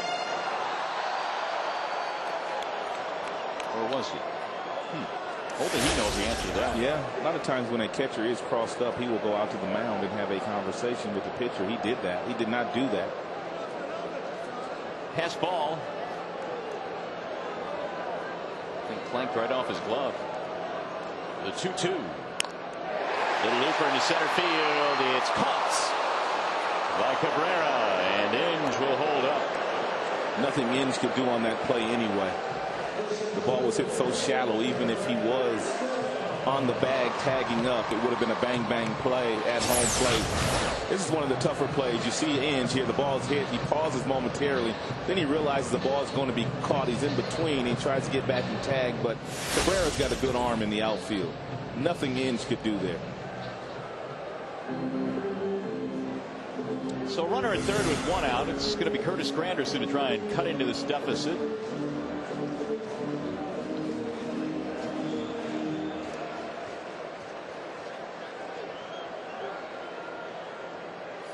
Granderson 0 for 2, fly ball and a ground out.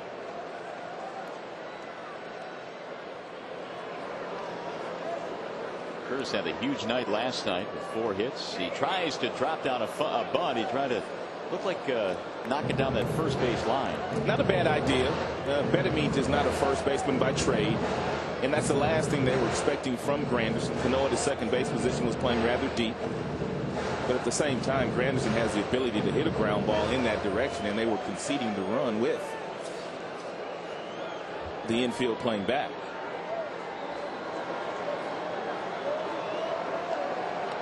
Jim Leland was talking the other day about Granderson learning the difference between when he's leading off a game and when he's in an RBI situation, and saying that it's still part of his game that he is learning, and it's going to take time before he learns how to hit with runners in scoring position. Hey, this is going to get a Tigers run in without the benefit of a hit.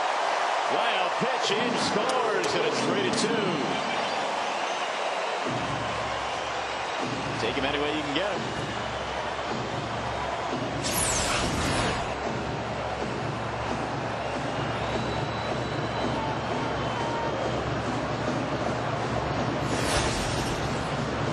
Fastball and a wild pitch pitch and a stolen base. Figuring in for the Tigers as they get a run to cut the deficit to 1. And Jim went on to say the Granders is no different than most young players in their second year in the major leagues. I mean, so much is thrown at you on a day-to-day basis. So one part of your game is bound to lag behind another part of your game. That was the 9th wild pitch of the year for Chien-Ming Wang.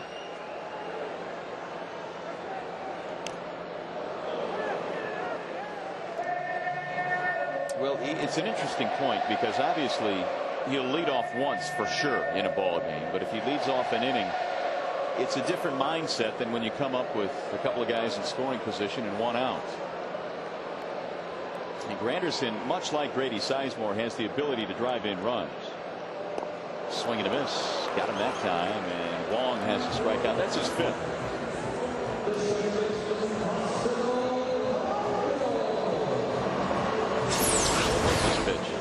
I think it might have been a changeup or slider. Had slider spin to it. 2 outs. There's Polanco.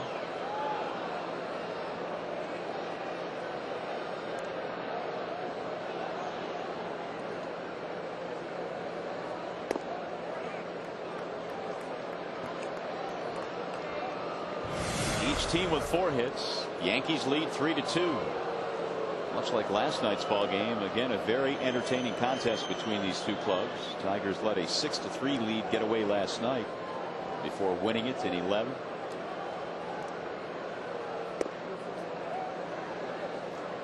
Tonight it has been the Yankees that have led all the way. Tigers have had to come back.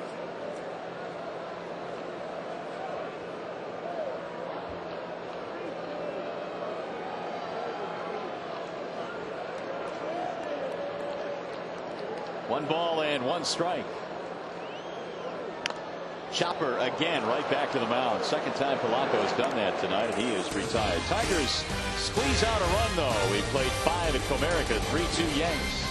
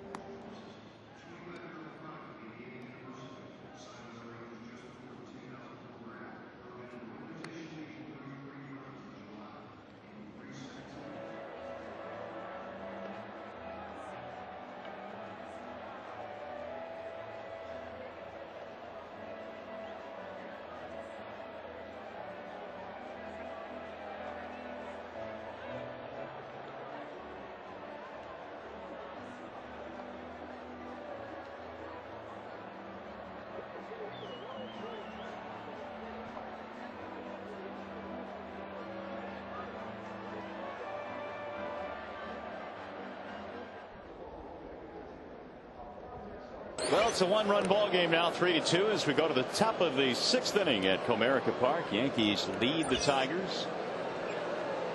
In front of yet another sellout crowd here at the ballpark tonight. The Yanks in town for a 4-game series that'll spill over in the next week.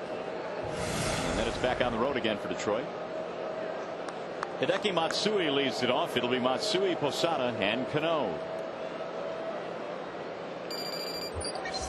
Bonderman gave up 2 in the first, 1 in the third, and nothing since. And he starts Matsui off with a fastball strike, 0-1. The only pitcher out of the Tigers bullpen that is not available tonight is Fernando Rodney. He was outstanding in last night's game. It's getting to the point now where every time he comes in, he's not only really good, but he's dominant. Yeah, he threw more changeups last night, though. In his earlier appearances, since coming off the disabled list, he really established his fastball, but he got back to that change piece last night. Here's the 1-1. 1-2. 1 hit, 3 strikeouts, and walked 1. Look who he struck out, though. 3 pretty good ones. Jeter, A-Rod, Posada. Matsui loops one to left field, and he drops it in for a base hit. Matsui's good like that. It's one thing about the Japanese players, and not just the Japanese players, but most Japanese players, they really keep they start with the bat knob as he's starting there, and it just keeps the bat head and the strikes on a long time. Take a look at the bat knob. He starts that way, that lags the bat behind, and the bat covers the entire plate. I've noticed that about the majority of the Japanese players here stateside. Do most hitting instructors there teach it that way? Apparently they do, because a lot of the guys that I played with over in Japan have similar approaches as the Matsuis and Ichiros of the world, Iwamuras. Well, this guy can just flat out hit. 2 more hits tonight for Matsui, plus a couple of RBIs. And he has hit with power in both Japan and the United States. Posada is 0 for 2, and he takes a strike, 1-1. Yeah, he's a good double play candidate should Bonderman get him to hit something into the ground. He has grounded into 16 of them this year.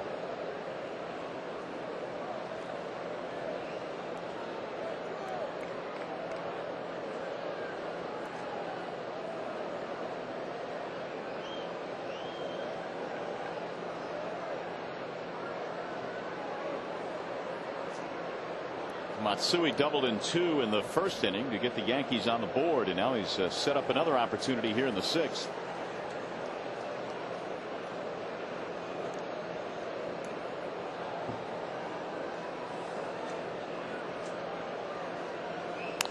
Posada slices one toward left. Thames on the move, and Marcus makes the catch. You know, I talked to Willie Horton yesterday, Mario. He's in Pittsburgh with his daughter, Terry, and she received a double lung transplant yesterday. Really? A double lung transplant, excuse me. Like, they found a match for her. How's she doing? She was doing well. When I talked to him yesterday, he said that she had been sleeping the entire day yesterday, and he expected her to wake up at some point in time during the course of the night. But that's just a great story, great feel-good story for Willie Horton and his family. Well, certainly our thoughts and prayers go out to the Horton family. Great Tiger. Bonderman had to hit the deck on a rocket hit right back up the middle by Cano.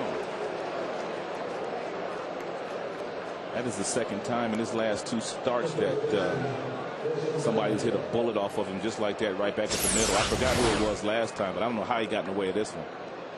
Yee. He got skinny real fast. I don't know how that didn't hit him. It's another hit, the 6th of the ball game now for the Yankees.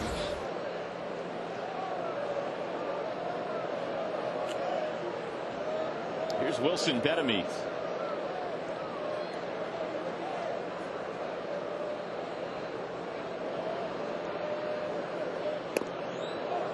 Bonderman backs him off the plate. 1 ball to no strikes. That's one thing Bonderman is doing today. He is pitching inside very, very aggressively.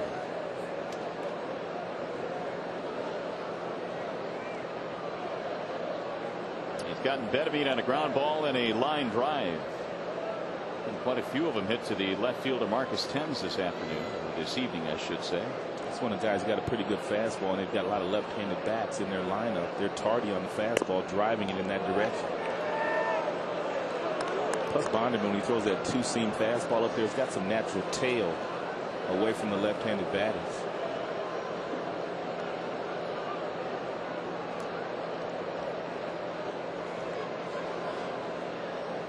Bonderman has not picked up a strikeout to this point. That's odd. Which is really odd when you consider that he's good for 7 or 8 a night, it seems. Another one that missed low and outside. And there you have it. A lot of fly balls tonight. Yeah, none of those. He averages about 7.5 strikeouts per 9 innings in his career. And you would think that his pitch count would be a little bit better than what it is right now, because he hasn't racked up a lot of strikeouts in this game, but he's almost at 100. Number 98 is about to be delivered to the plate. But this Yankees team, they've got some real good hitters. They've got great plate discipline. They don't swing a lot of balls. They wear you down. That's why they play those 3.5-hour games every night. They do. And we joke about that quite a bit, but I'll bet if you pulled up the numbers, the Yankees play the longest games of anybody in the American League because of their offensive approach. That's why it's always dangerous to face them in a 4-game series when it comes to your bullpen. There's ball 4 inside, so that is going to load the bases. 4th walk now for Bonderman. And here comes Chuck Hernandez. Hunter Wendelstedt barking at Bonderman. You hot. Now Chuck Hernandez has a few words for him as he heads out to the mound, and Wendelstedt is going to take a couple of steps toward the mound. Yeah, you can see smoke come out the top of his hat. he's almost looking for something. Yep.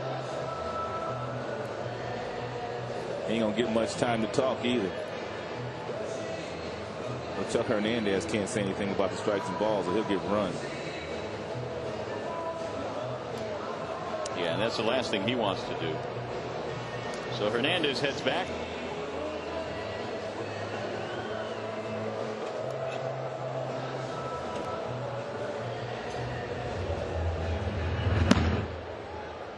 Tim Burdack is warming up now for the Tigers.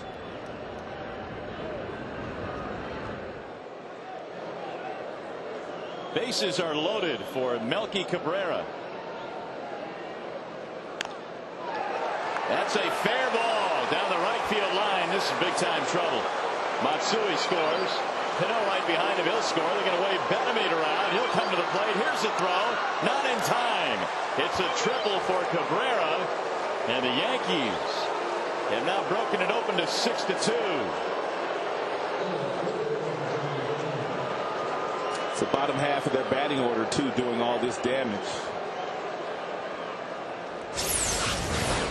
Well, he knew Bonderman was going to throw a strike, and he knew it was going to be something that he could hit. He didn't know it was going to be a slider, but it was, and he was swinging all the way. A lot of times after that pitching coach goes out to visit and the bases are loaded, you know the guy has no room for air. You're going to get a strike. Infield in for Damon, who drives one to the gap in right center field. Granderson on the run, stretches out and can't get it. Damon is on his way to third base. And Johnny Damon is in with a stand-up triple as Granderson made a valiant attempt for it, but appeared to get either his glove or his arm on the ball. It looked like, I don't know if he shouldn't have dove or what, but it looked like once he dove, the ball hit down on the heel of the glove. Hit right off the heel of the glove. Great effort. You don't see it very often, but back-to-back triples. Anything is possible here at Comerica Park. Very true. 7-2 Yankees. Infield in now is still only 1 out.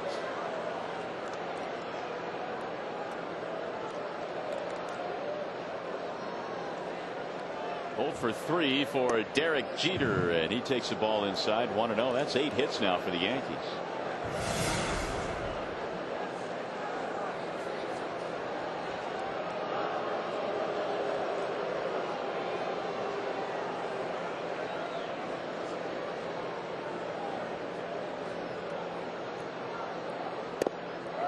Strike called on the inside corner. 1-1. Big 4-run 6th inning. Melky Cabrera clearing the bases.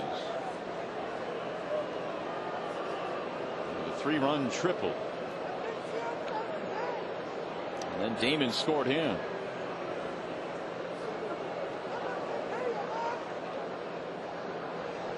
Swing and a miss. It's a good pitch. I don't think he's had his good slider today, and that's the reason why he has not recorded a strikeout. This is the good slider, but he hasn't thrown that many of them.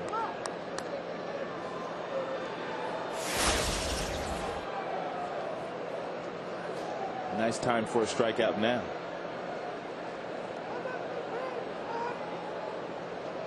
Jeter just trying to put the ball in play with the infield in here. And he does, but right at the shortstop. And it's fielded before it hit the ground by Santiago. So 2 gone. I like the actions there by Santiago. Even though he knew that he caught that ball, he looked over to the third base umpire to see if he saw him catch it before throwing the ball across the diamond. Take a look at Santiago. He knows that he catches it, but he looks over and says, okay, did you see me catch it? I got it. But he was ready to throw it as well. Jim Leyland will take the baseball from Jeremy Bonderman, who had a rough evening tonight. He will depart. Tim Burdack will come in. This pitching change is brought to you by the back and neck pain specialist at Dynamic Rehabilitation.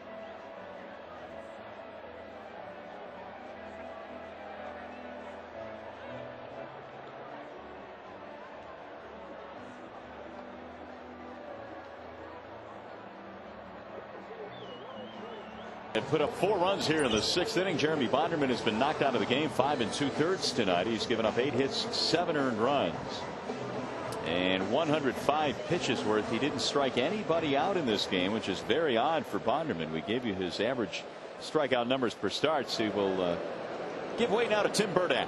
30th time now that Burdack has been in the game for Jim Leyland and his Tigers. 39 strikeouts in 32 2/3 innings pitched against 20 walks. 7-2 ball game, and now with a runner at third and 2 outs, it's going to be up to Burdack here to get Bobby Abreu.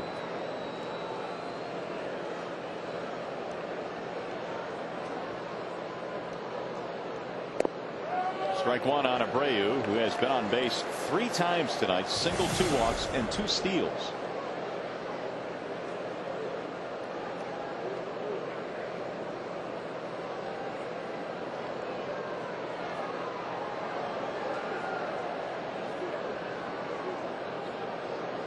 The 0-1 pitch is a check swing, 1 ball and 1 strike.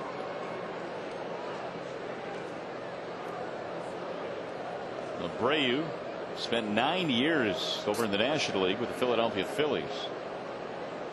He's a native of Venezuela, played in the World Baseball Classic for Venezuela.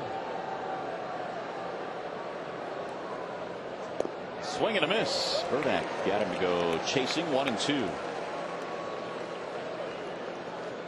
Well, you just have to start to wonder now against Jeremy Bonderman, who's chatting with the veteran Kenny Rogers. Bonderman still has not won since the 13th of July. His last win was in Seattle. And the air to center. Granderson running back. He's carrying on him, but he makes the catch. Side retired. Big inning, though. They put up 4 big ones, and it's now 7-2.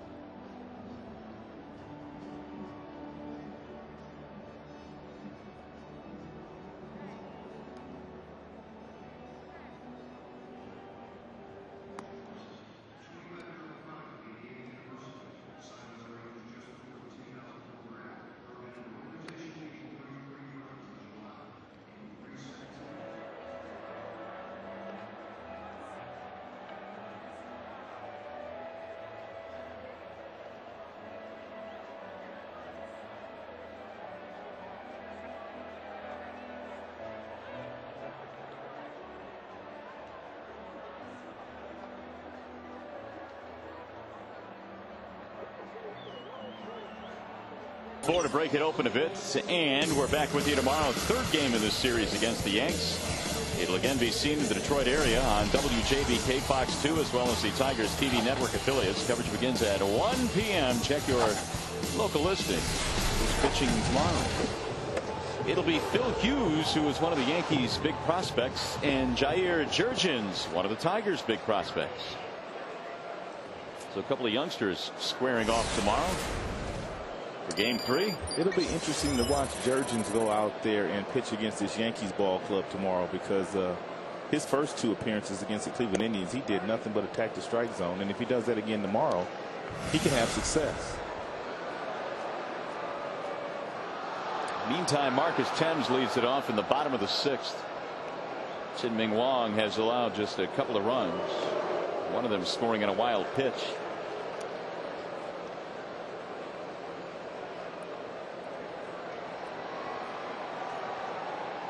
As we suspected, another sellout here at Comerica tonight, the 35th sellout of the season. 44,250 have jammed into the ballpark tonight, but it's not the night that Jeremy Bonderman was hoping for. Well, it looked like he was going to get out of that very first inning. He got 2 outs before giving up a single, a walk, and then a double, and they scored 2 runs. Broke his bat, looped into left. It's going to drop. Base hit. That'll get her started. Lead off single for Thames, his first hit. You mentioned tonight that Bonderman did not get a strikeout. Only one other career start in which he didn't strike anybody out. One. We're talking career here. That's it. That was back in 2003. Here's Maglio. Wow. Every other start in his career has had at least 1 strikeout. Ordonez 2 for 2, and that means his average is up to 360 again. And as I was saying earlier regarding Bonderman, this might be a double play ball here. Jeter will relay it, and that is a double play. when he's not getting strikeouts, you would have thought that his pitch count would have been much more efficient, but he was still up over 100.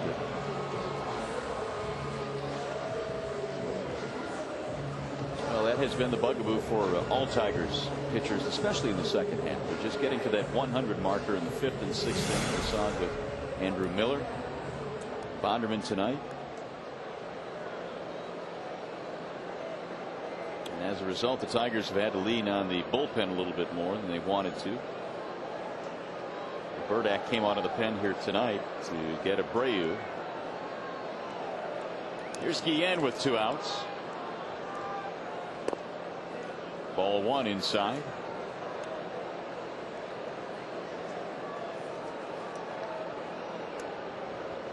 Jason Grilli now is warming up.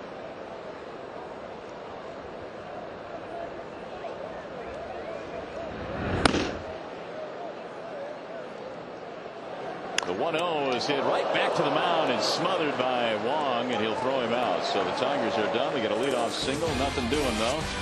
At the end of 6, it is 7-2 in favor of the Yankees.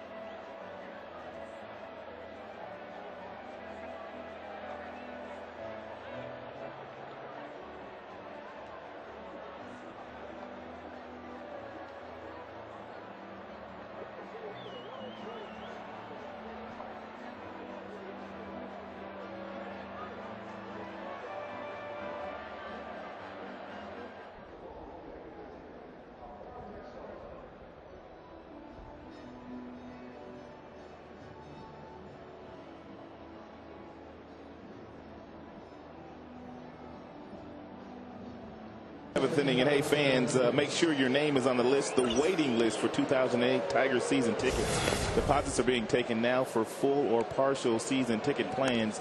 Make the date for 2008 calling 313-471-BALL or visit Tigers.com. Well, we have a pitching change. It's brought to you by the back and neck pain specialist at Dynamic Rehabilitation, and it's now Jason Grilli taking over for Detroit. And Grilli's pitched quite a bit this year. 48th game that he's been in now, 5-3 record. Earned on average over 5.5. He takes over for Burdak.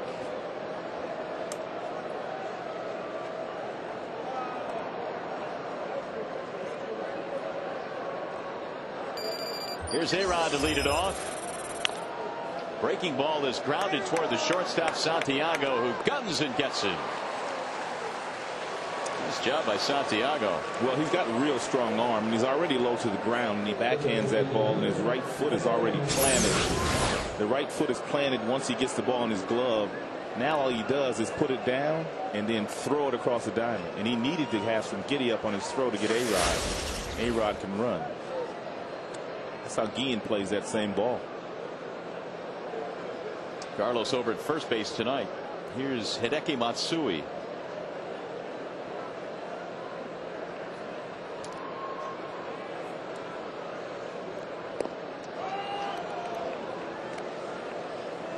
Matsui, another big night, 2 for 3, has a couple of RBIs. He earned the nickname Godzilla when he was playing in high school in Japan for his offensive ability. When he played professionally in Japan, he hit 332 home runs in 10 seasons. And decided to take his game to the States. And he's not been a disappointment in New York, that is for certain. He's had a nice year this year. Really missing outside. 2-1.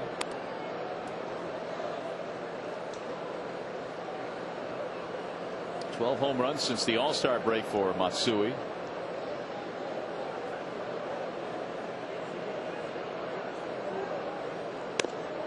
Strike call. 2-2.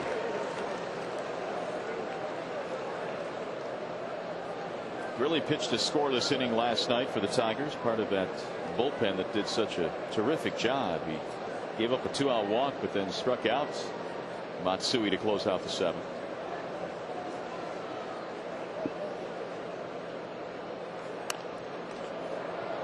Two and two.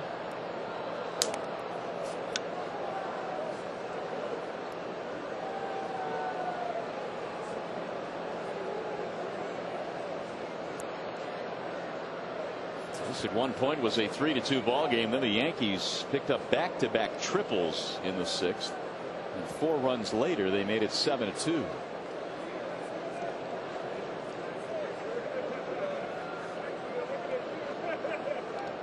Well, since the second half started, they are #1 in just about every offensive and pitching stat in baseball. I mean, they're #1 up and down. Batting average, RBIs, runs scored, wins percentage, you name it. They've done it. There was a time where Joe Torre's team was not doing very well. They were way behind in the standings, and they still will have trouble catching the Boston Red Sox because the Red Sox now are really starting to get hot again. Yeah, Big Papi has gotten healthy. They certainly really are helps in the that team. wild card race. Oh, yes, they are. 2-2 pitch. Fouled away. It's a much different team for Boston without David Ortiz being healthy, that's for sure. Well, Manny doesn't get pitched to. When David Ortiz is out of the lineup, they just pitch around Manny all day long. It's a lot like this Tigers team. When Sheffield's out of the lineup, they can choose to pitch around Maglio if they chose to do so.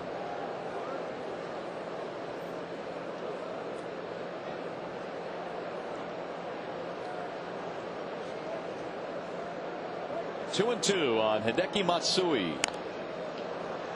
Lifted in the air, shallow right field, might be trouble. Granderson coming on with a sliding play, but he dropped it.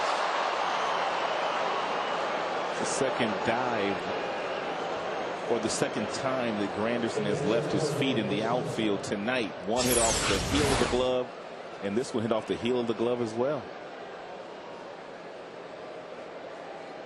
2 balls that Granderson usually catches on most nights. Ooh, you're right. Right off the heel of the glove. They are tough plays, however. But Granderson has set the bar very high for himself out in center field this year.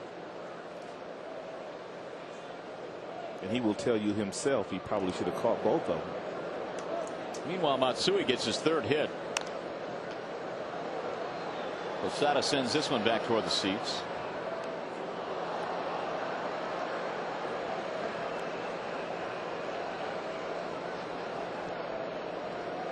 Posada is hitless in this one. A couple of fly balls and a ground out.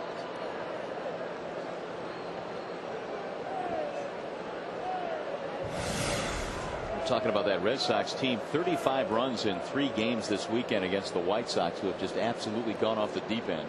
They're in last place. With all that talent in that lineup. Fly ball center field, hit well. Granderson has room on this one. Runner retreats, 2 gone. It's a home run in most ballparks, but not here, Jorge.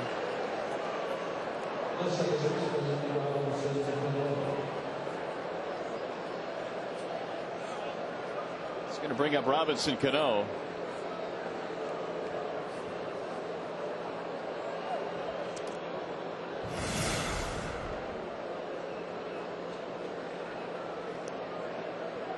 Cano is 1 for 3, singled, scored a run in that big 4-run 6th.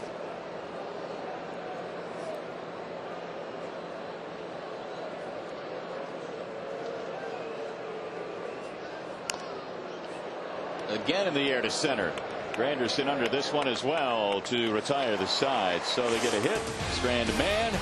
Time for the Wallside Windows 7th inning stretch. It's 7-2 Yanks.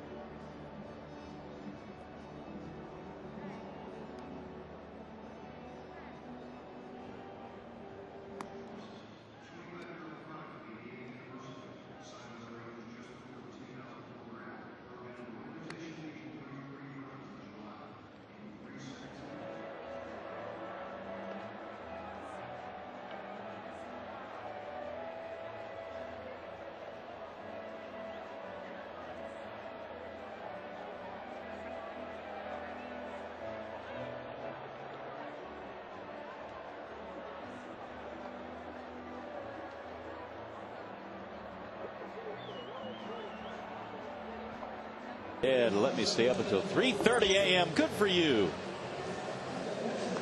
You saw yourself a Tigers victory last night at 3:30. You got some good parents. That's true. Well, the Tigers are going to need to get the offense going here tonight if they want to get back into this ball game. Another sellout crowd. But it's been mostly New York tonight. And for the Tigers in the bottom of the 7th inning, it'll be Rebello, Casey, and Inge. Blank 0 for 2 tonight. Ground ball, fly ball. Jin-Ming Wang is helped off by a double play in the 6th. Goes back to work, and it's rolled foul. First base side.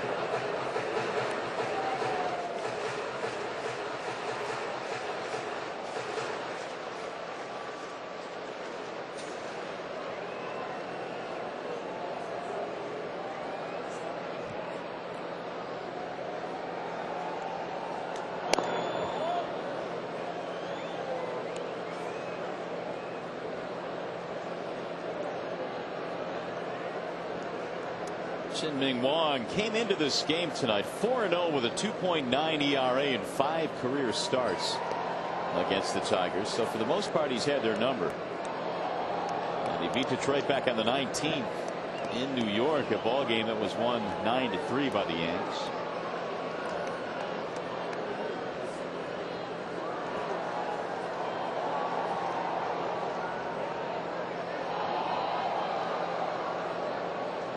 Here's the 2-1 pitch to Mike Rebello.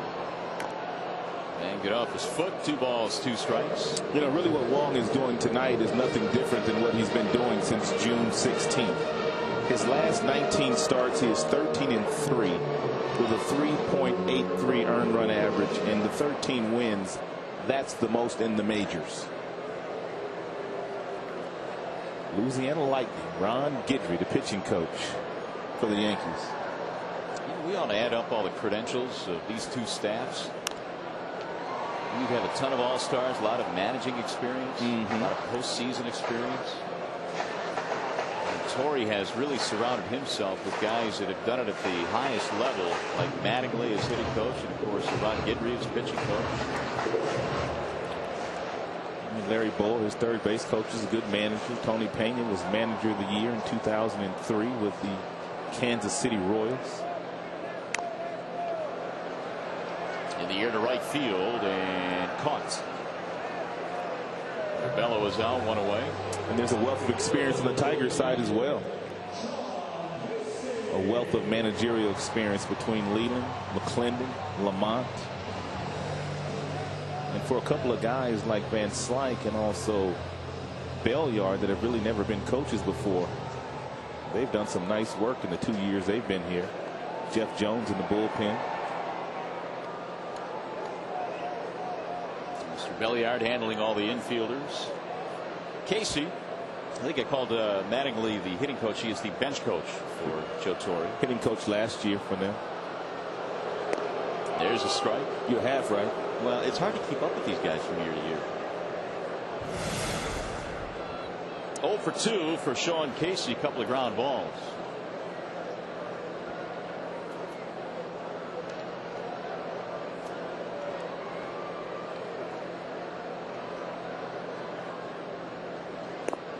That's low. 1 ball, 1 strike.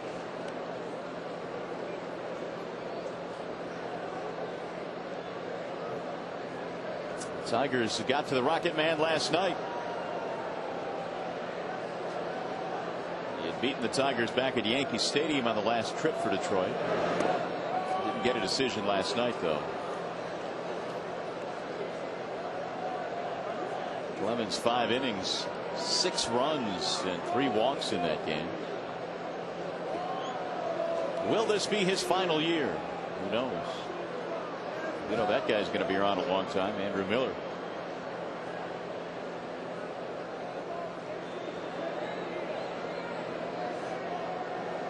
Now the 1-2. Casey chased. Down he goes. Strike 3.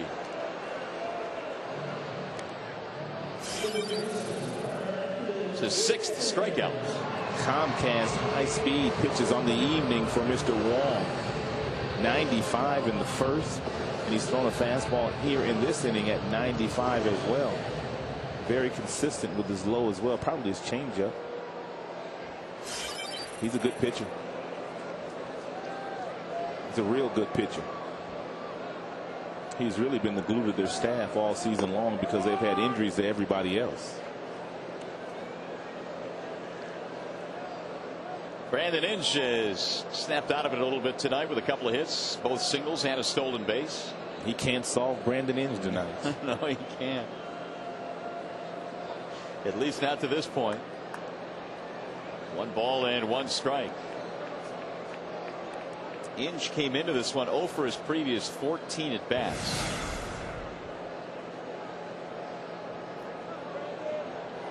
We talked about the fact that Sheffield is not in the lineup these days. Of course, the Tigers 7-8-9 has not been as strong as it had been last year, and that's one of the big differences in this Tigers lineup.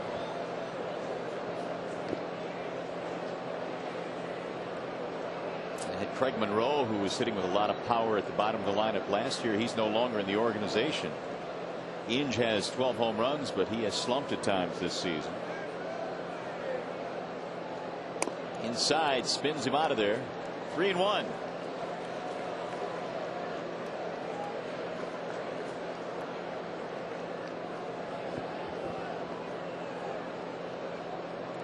Two out, seventh inning. Tigers trailing at 7-2 tonight. 3-1 pitch. Make it 3-2. Told you that tomorrow it's Jurgens and Hughes, and then on Monday to close out the series, Verlander and Messina. The Tigers hit Messina pretty good the last time they faced him. He's been hit around pretty good his last 2 times he's been out there.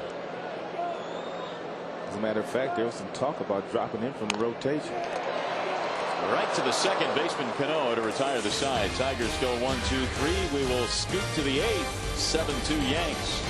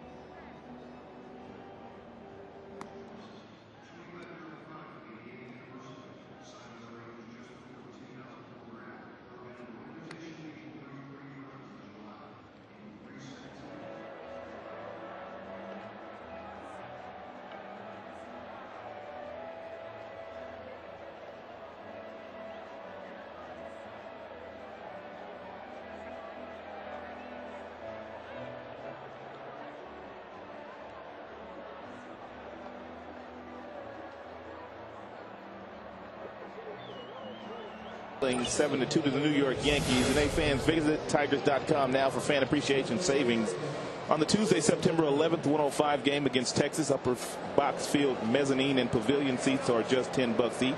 Limit of 6 tickets per person while supplies last. This offer available only at Tigers.com. Well, Jason Grilli back to work. And the Tigers down 7-2 tonight as we go to the 8th inning.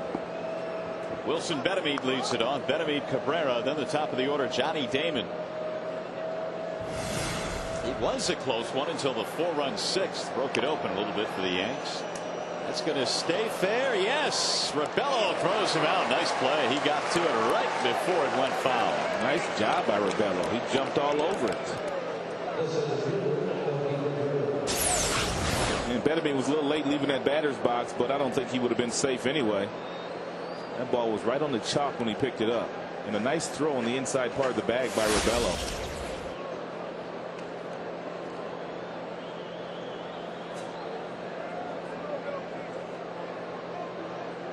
Here's Melky Cabrera. He had the biggest hit of the game, the triple with the bases loaded, knocking in 3 back in the 6th inning. They got a lot of production out of the 7, 8, 9 hitters in that big 6th. Really missing outside. 2-0 on Cabrera. Melky now with 57 RBIs. Put together a lengthy hitting streak back in July. 18 straight games. These Yankees have had some hitting streaks this year, as you might expect, with their offense clicking. In fact, Derek Jeter has had streaks of 17, 19, and 20 this year.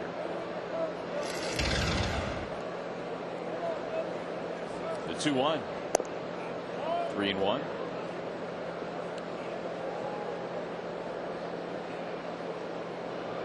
Really came on in the 7th and gave up a single with no damage. Damon on deck. Ground ball knocked down by Grilli. Has time. Cabrera is out, 2 gone.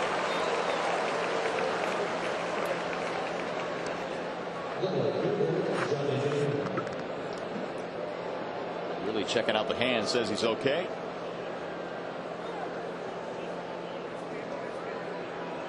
Hunter Wendelstedt is also out there, the home plate umpire, to make sure he's all right.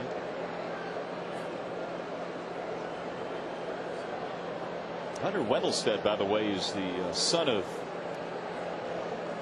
Harry Wendelstedt, who was a big league umpire. In fact, Hunter wears number 21. His dad wore that number as well.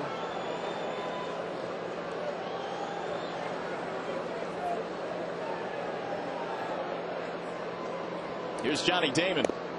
Strike one. Damon 2 for 4. He has tripled and homered in this game. Had a couple of hits in the opener last night as well.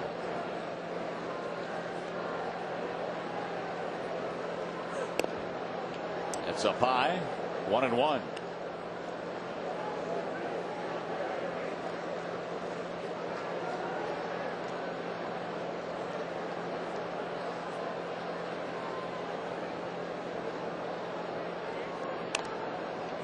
Popped him up. The shortstop Santiago, and a 1-2-3 inning for Grilly. 2 scoreless for the Tigers right-hander. Let's go to the bottom of the 8th.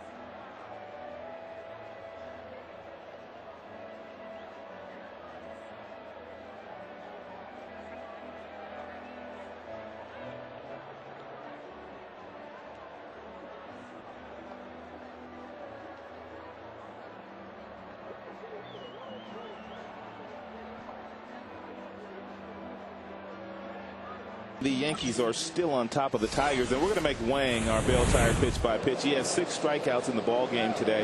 He's done a marvelous job of changing the eye level of the Tigers hitters. He's gone down there with sinker balls.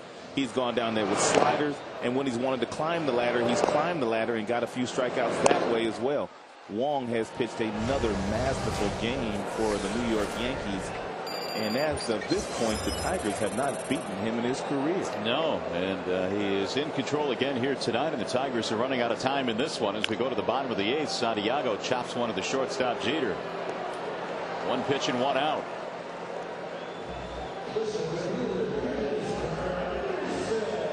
He's going to bring up the top of the order, Curtis Granderson. So Santiago is 0 for 3. Granderson likewise 0 for 3.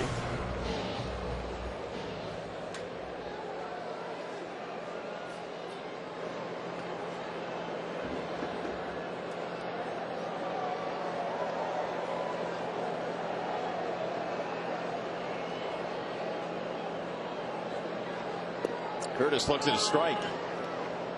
Tigers have had 5 hits in this game. That's it. They had 2 singles from Ordonez. Inge has a couple of singles as well and a base hit from Tim. They've been scattered too. They haven't had one inning where they've had more than 2 hits. More than 1 hit, I should say. And that extra base spring is on the line here. 89 straight games with at least 1 extra base hit, but they haven't had one tonight.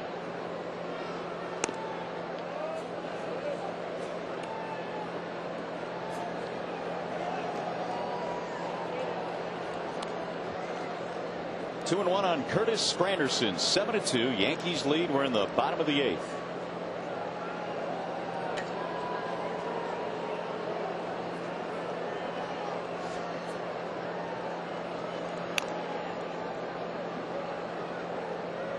Two and two. Granderson had the 4-for-6 night last night. Yeah, but tonight, Chin-Ming Wong has been able to handle him so far. Here's the 2-2 offering. High, 3 balls, 2 strikes. There is activity in the bullpen. Luis Vizcaíno is warming up for New York. He pitched last night. It's inside, ball 4, so the Tigers have a 1-out runner.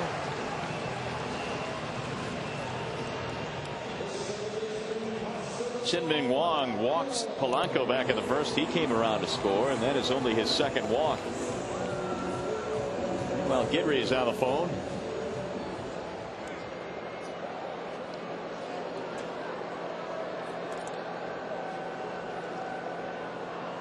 Here's Polanco with 1 out. Tigers some way, somehow have to try and string together some hits here.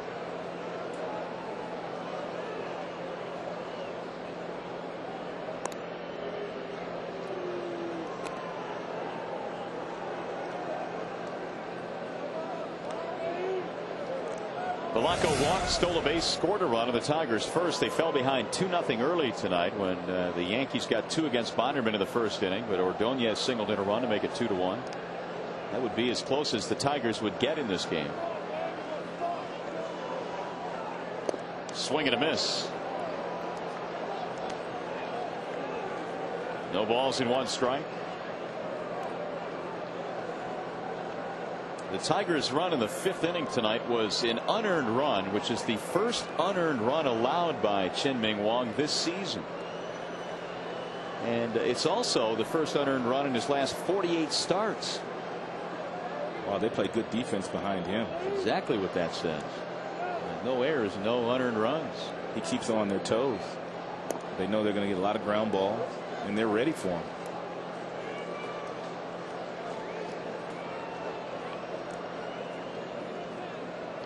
1 ball, 1 strike.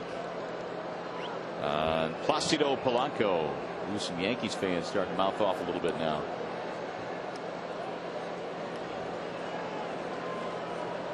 They were rather quiet at 3:30 in the morning, though. Oh, some smack talk going on right now.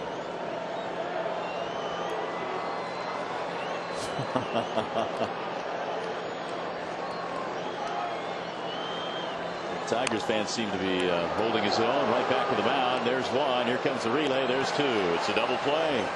Another twin killing. Turned by Wong. We'll go to the 9th. 7-2 Yankees.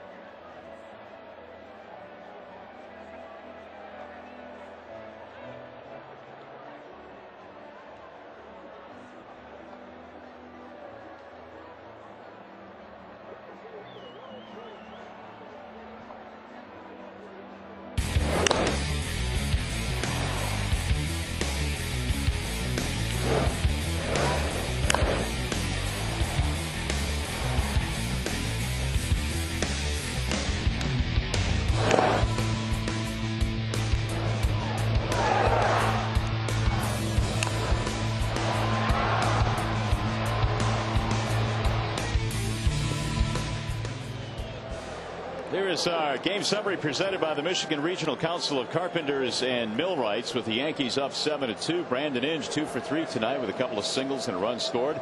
The big hit, though, off the bat of Melky Cabrera, 3-run triple in the 6th, and the Tigers bullpen in the series has not been scored upon in 9 innings so far. We'll try and keep that intact as we go to the 9th inning with the Yankees up 7-2. It's Derek Jeter leading it off. Jason Grilli is out for his 3rd inning, 2 scoreless innings so far for Grilli. Jeter is 0 for 4.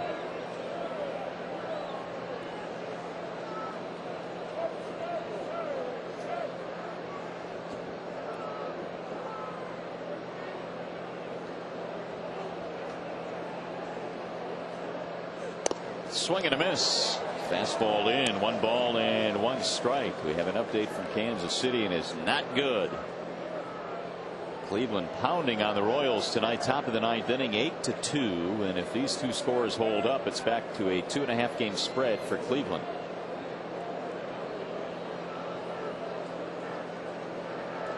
One pitch on the ground, and again Grilli fielding his position. He's had a couple of comebackers tonight. A lot of balls hit right back up the middle tonight. Several hit right back at Bonderman, several hit at Wong, and you've already mentioned a couple hit right at Grilli. He got all in Jeter's kitchen right there.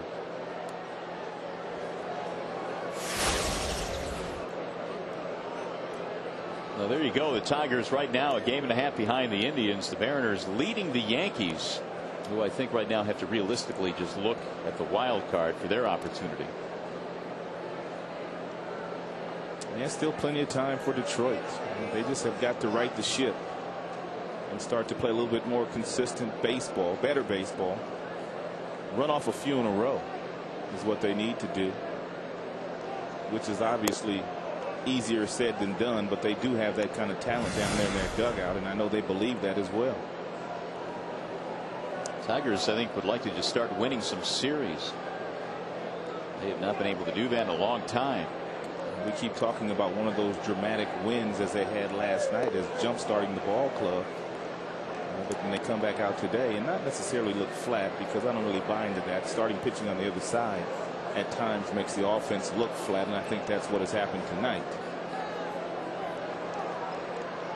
Well, they had that 2-1 win over the Indians that many thought might spur the team on. And then Cleveland would go on to take 2 out of 3 in that series. And of course, the huge win last night in the bottom of the 11th. But tonight, the Yankees taking it to Detroit 7-2. It's been a much more challenging season this year. But at the end of the day, they're still just one and a half games out of first place, with a lot of games to play.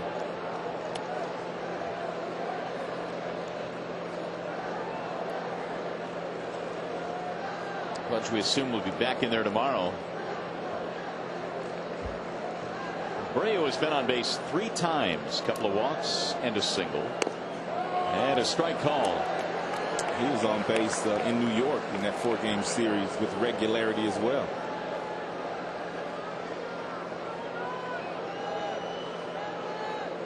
He's got a good eye.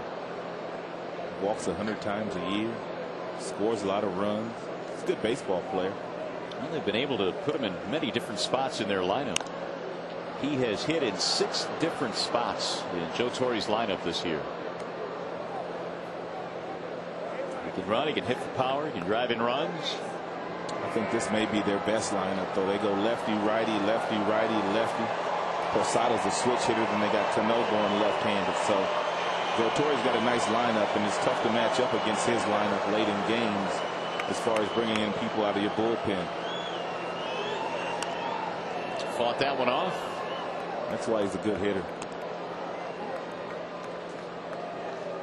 To foul that ball off.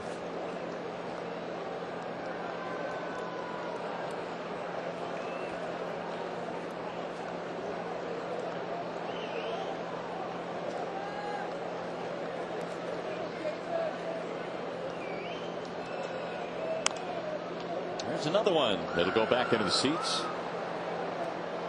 Amongst the sellout crowd here tonight at Comerica.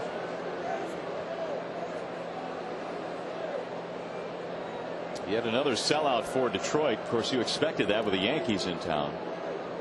But even without the marquee names, the Tigers have been getting sellouts by the bunches this year. Standing room only. You've got them jam-packed into every part of this ballpark. There's another base hit for Bobby Abreu. He's going to take the turn, a wide turn, and scamper back. He was hustling out of the batter's box. He was smelling double on that. If Timms wouldn't have got to that ball in a timely manner, then Bobby Abreu would have challenged him and ran to second. So here's A-Rod. Well, who wants A-Rod when they have M-Rod? I think they'd rather have A-Rod. I hope so. We don't cost as much, that's for sure. Speak for yourself now. Oh, that's true. That's true. I've seen the car you drive. You're up in that stratosphere.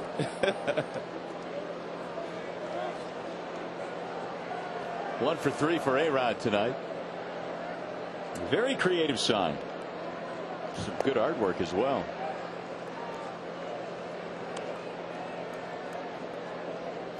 Two balls, no strikes on Alex Rodriguez. I did notice when we were in the Bronx last week, I didn't hear A-Rod get booed one time in that 4-game series. Nope, not nary a boo, not even one. In the first couple of years, if he had a home run, they might boo him. That's line foul. I think they used up all of their boos for Gary Sheffield's at bats. Well, that's true. But also they want A-Rod back. And, of course, he could opt out of his deal at the end of this year. How about that happy My thing? goodness. Go, girl. Apparently that's the first foul ball this guy's ever gotten. But that was a good play. I thought maybe she caught it. Uh-oh, there she goes.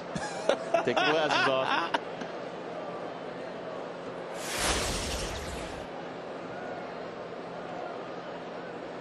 Do it again, she said. Hey, big man. He big man on campus now. 3-1. He did it so cool, calm, and collected. Just threw his glove up. Yes, you're on TV, ma'am. Smile for us. There goes the runner. Swing and a miss. Throw down is not in time. A steal for Abreu. I don't know about that steal now. 7-2. Ninth inning.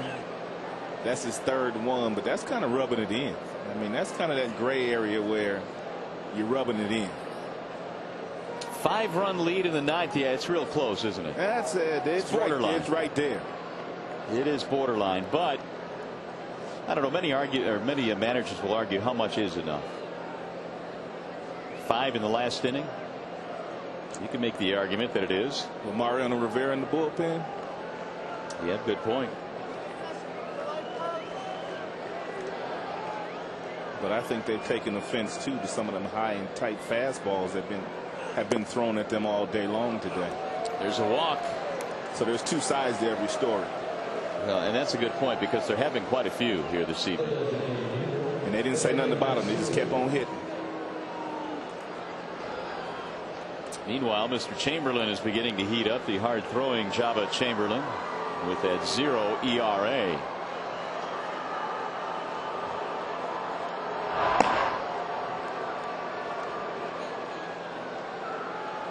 So 2 men on. Yankees threatening to add to their 7-2 lead.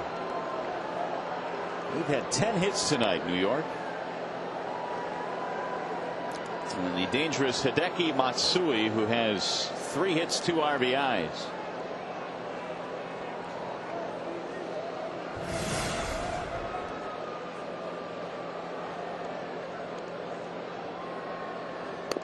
Ball 1. Started him off with a changeup.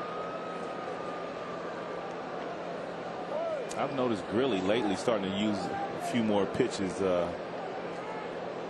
in his arsenal. He was a starter by trade before last year going into the bullpen, so he had a changeup, breaking ball, fastball. Instead of just going to all his hard stuff, a few changeups here and there, get some hitters off balance.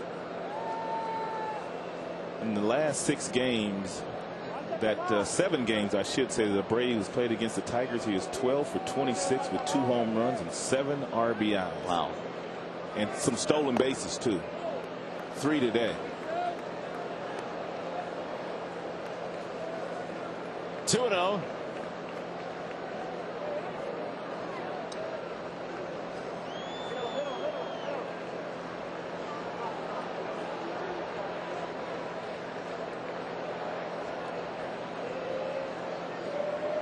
Tigers have been out hit in this game 10-5. The 2-0 pitch. Strike call, 2-1.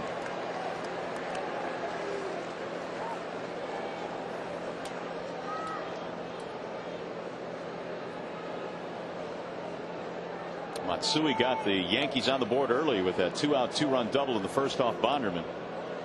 He's hit safely now in 44 of his last 48. It's been quite a tear for Matsui.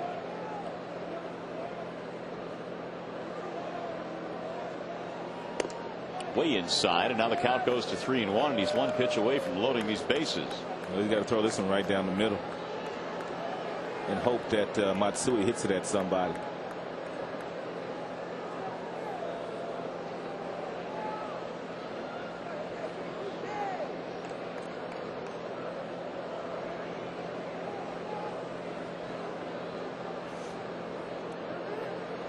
He did, and it's in the air to shallow center. Granderson hauls it in, and the runners retreat. 2 outs. So he disposes of Matsui, and that's going to bring up Jorge Posada. Tigers in the bottom of the ninth. They're going to have their 3, 4, and 5 hitters: Thames, Ordonez, and Guillen.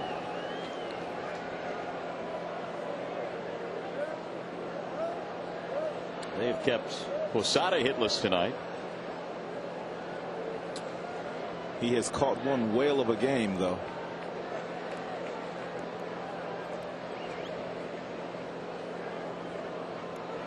Very underrated player in this lineup that features a lot of superstars for New York.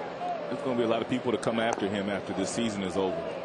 Their pockets may not be as deep as Mr. Steinbrenner's, but there are going to be some people that are going to be looking to upgrade at the catching position. And it's not often a switch hitting catcher that hits .330 is on the market.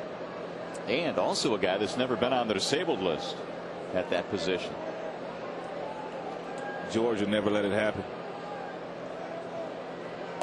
Inside and high, 2 balls and no strikes. And Jorge has said that he does not want to play anywhere else.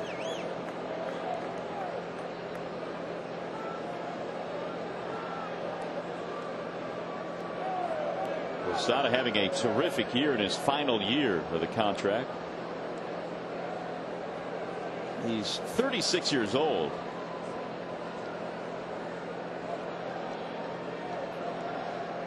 He came up through the Yankees organization and has been here his entire career. Strike called. He went around 2-1.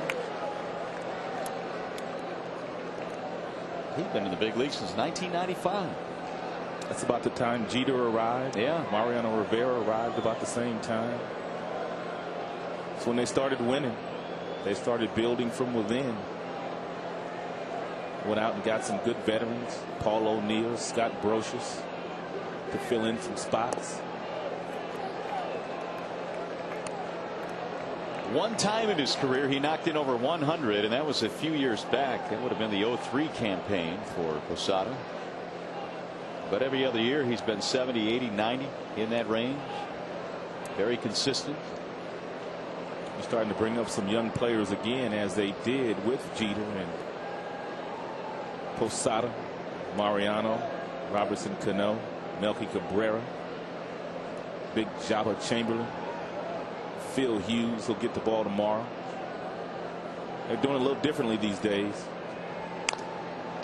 Rip to center field. Granderson is there, and that is that. So Grilli goes 3 scoreless. Single a walk. They'll strand 2.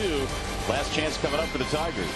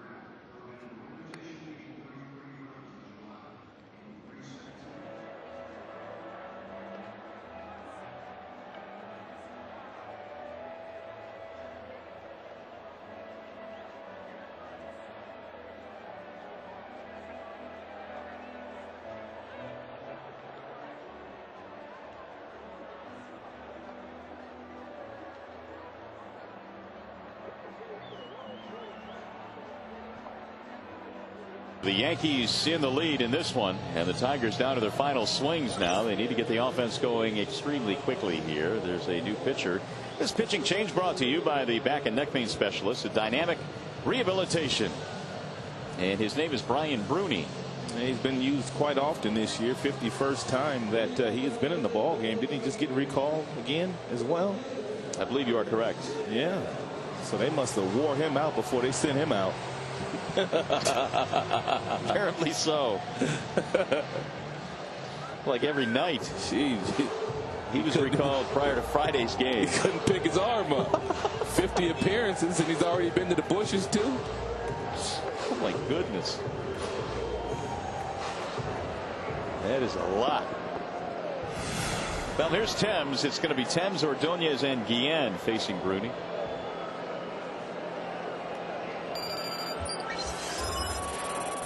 Marcus 1 for 3 tonight. Swings on the first pitch and hits it a mile high into the air. Deep into left field. It's carrying. Not far enough. Johnny Damon runs it down. Got underneath it just a hair. Or he'd have hit that ball back up there by that Willie Horton statue. It was headed in that direction. So Thames is out, 1 gone for Maglio Ordonez.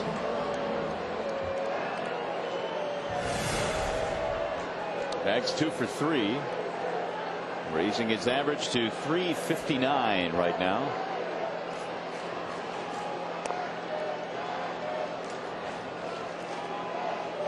Sin-Ming Wang goes 8 innings and gives way to Bruni.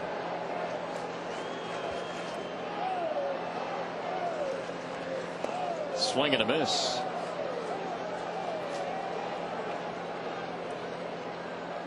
Hughes in Jurgens tomorrow for game 3.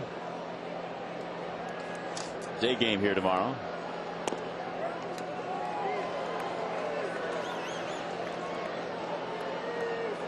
Tigers pitching tonight failed to pick up at least 1 strikeout, which is really, really odd. Last time they won an entire game without striking out at least 1 batter last May against Minnesota. Wow. And when you have a game that's started by Bonderman, you don't figure that's going to be part of the equation. Here's the 2-2. Just off the plate. 3-2 on Ordonez. Jair Jurgens makes the start tomorrow. Battle of prospects. Puka shells and all. He doesn't wear those many pitches, though. No, he doesn't. Shallow right field. Abreu. 2 outs. Now let's see. Head to head this series. The heavyweight battle between 2 MVP candidates. Looks like Mags has gotten the better of it so far. That's updated through tonight. They've walked A-Rod 3 times today. Or twice, I should say.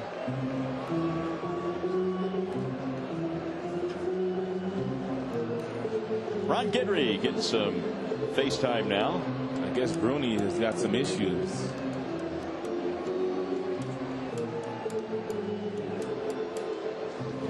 Bruni didn't seem to think so. They brought the trainer out with him to check on him.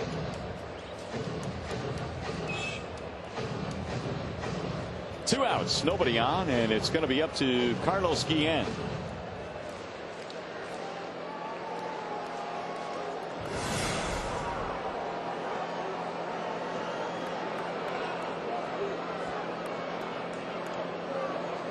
Carlos hitless tonight, 0 for 3. Tigers down to their final out. They've been out hit tonight 10-5 by the Yanks. Bruni's got a pretty good arm. They got some guys in their bullpen. Every last one of them's 95 and above. Every last one of them. Yeah, Chamberlain gets to triple digits. You got some guys out there that can throw that little bitty pill up there.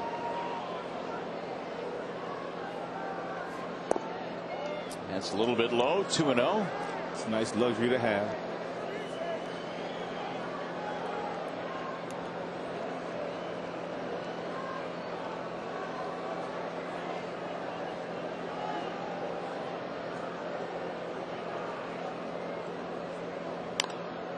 Popped him up. Should do it. Derek Jeter is under it, and the Yankees win game 2 in the series.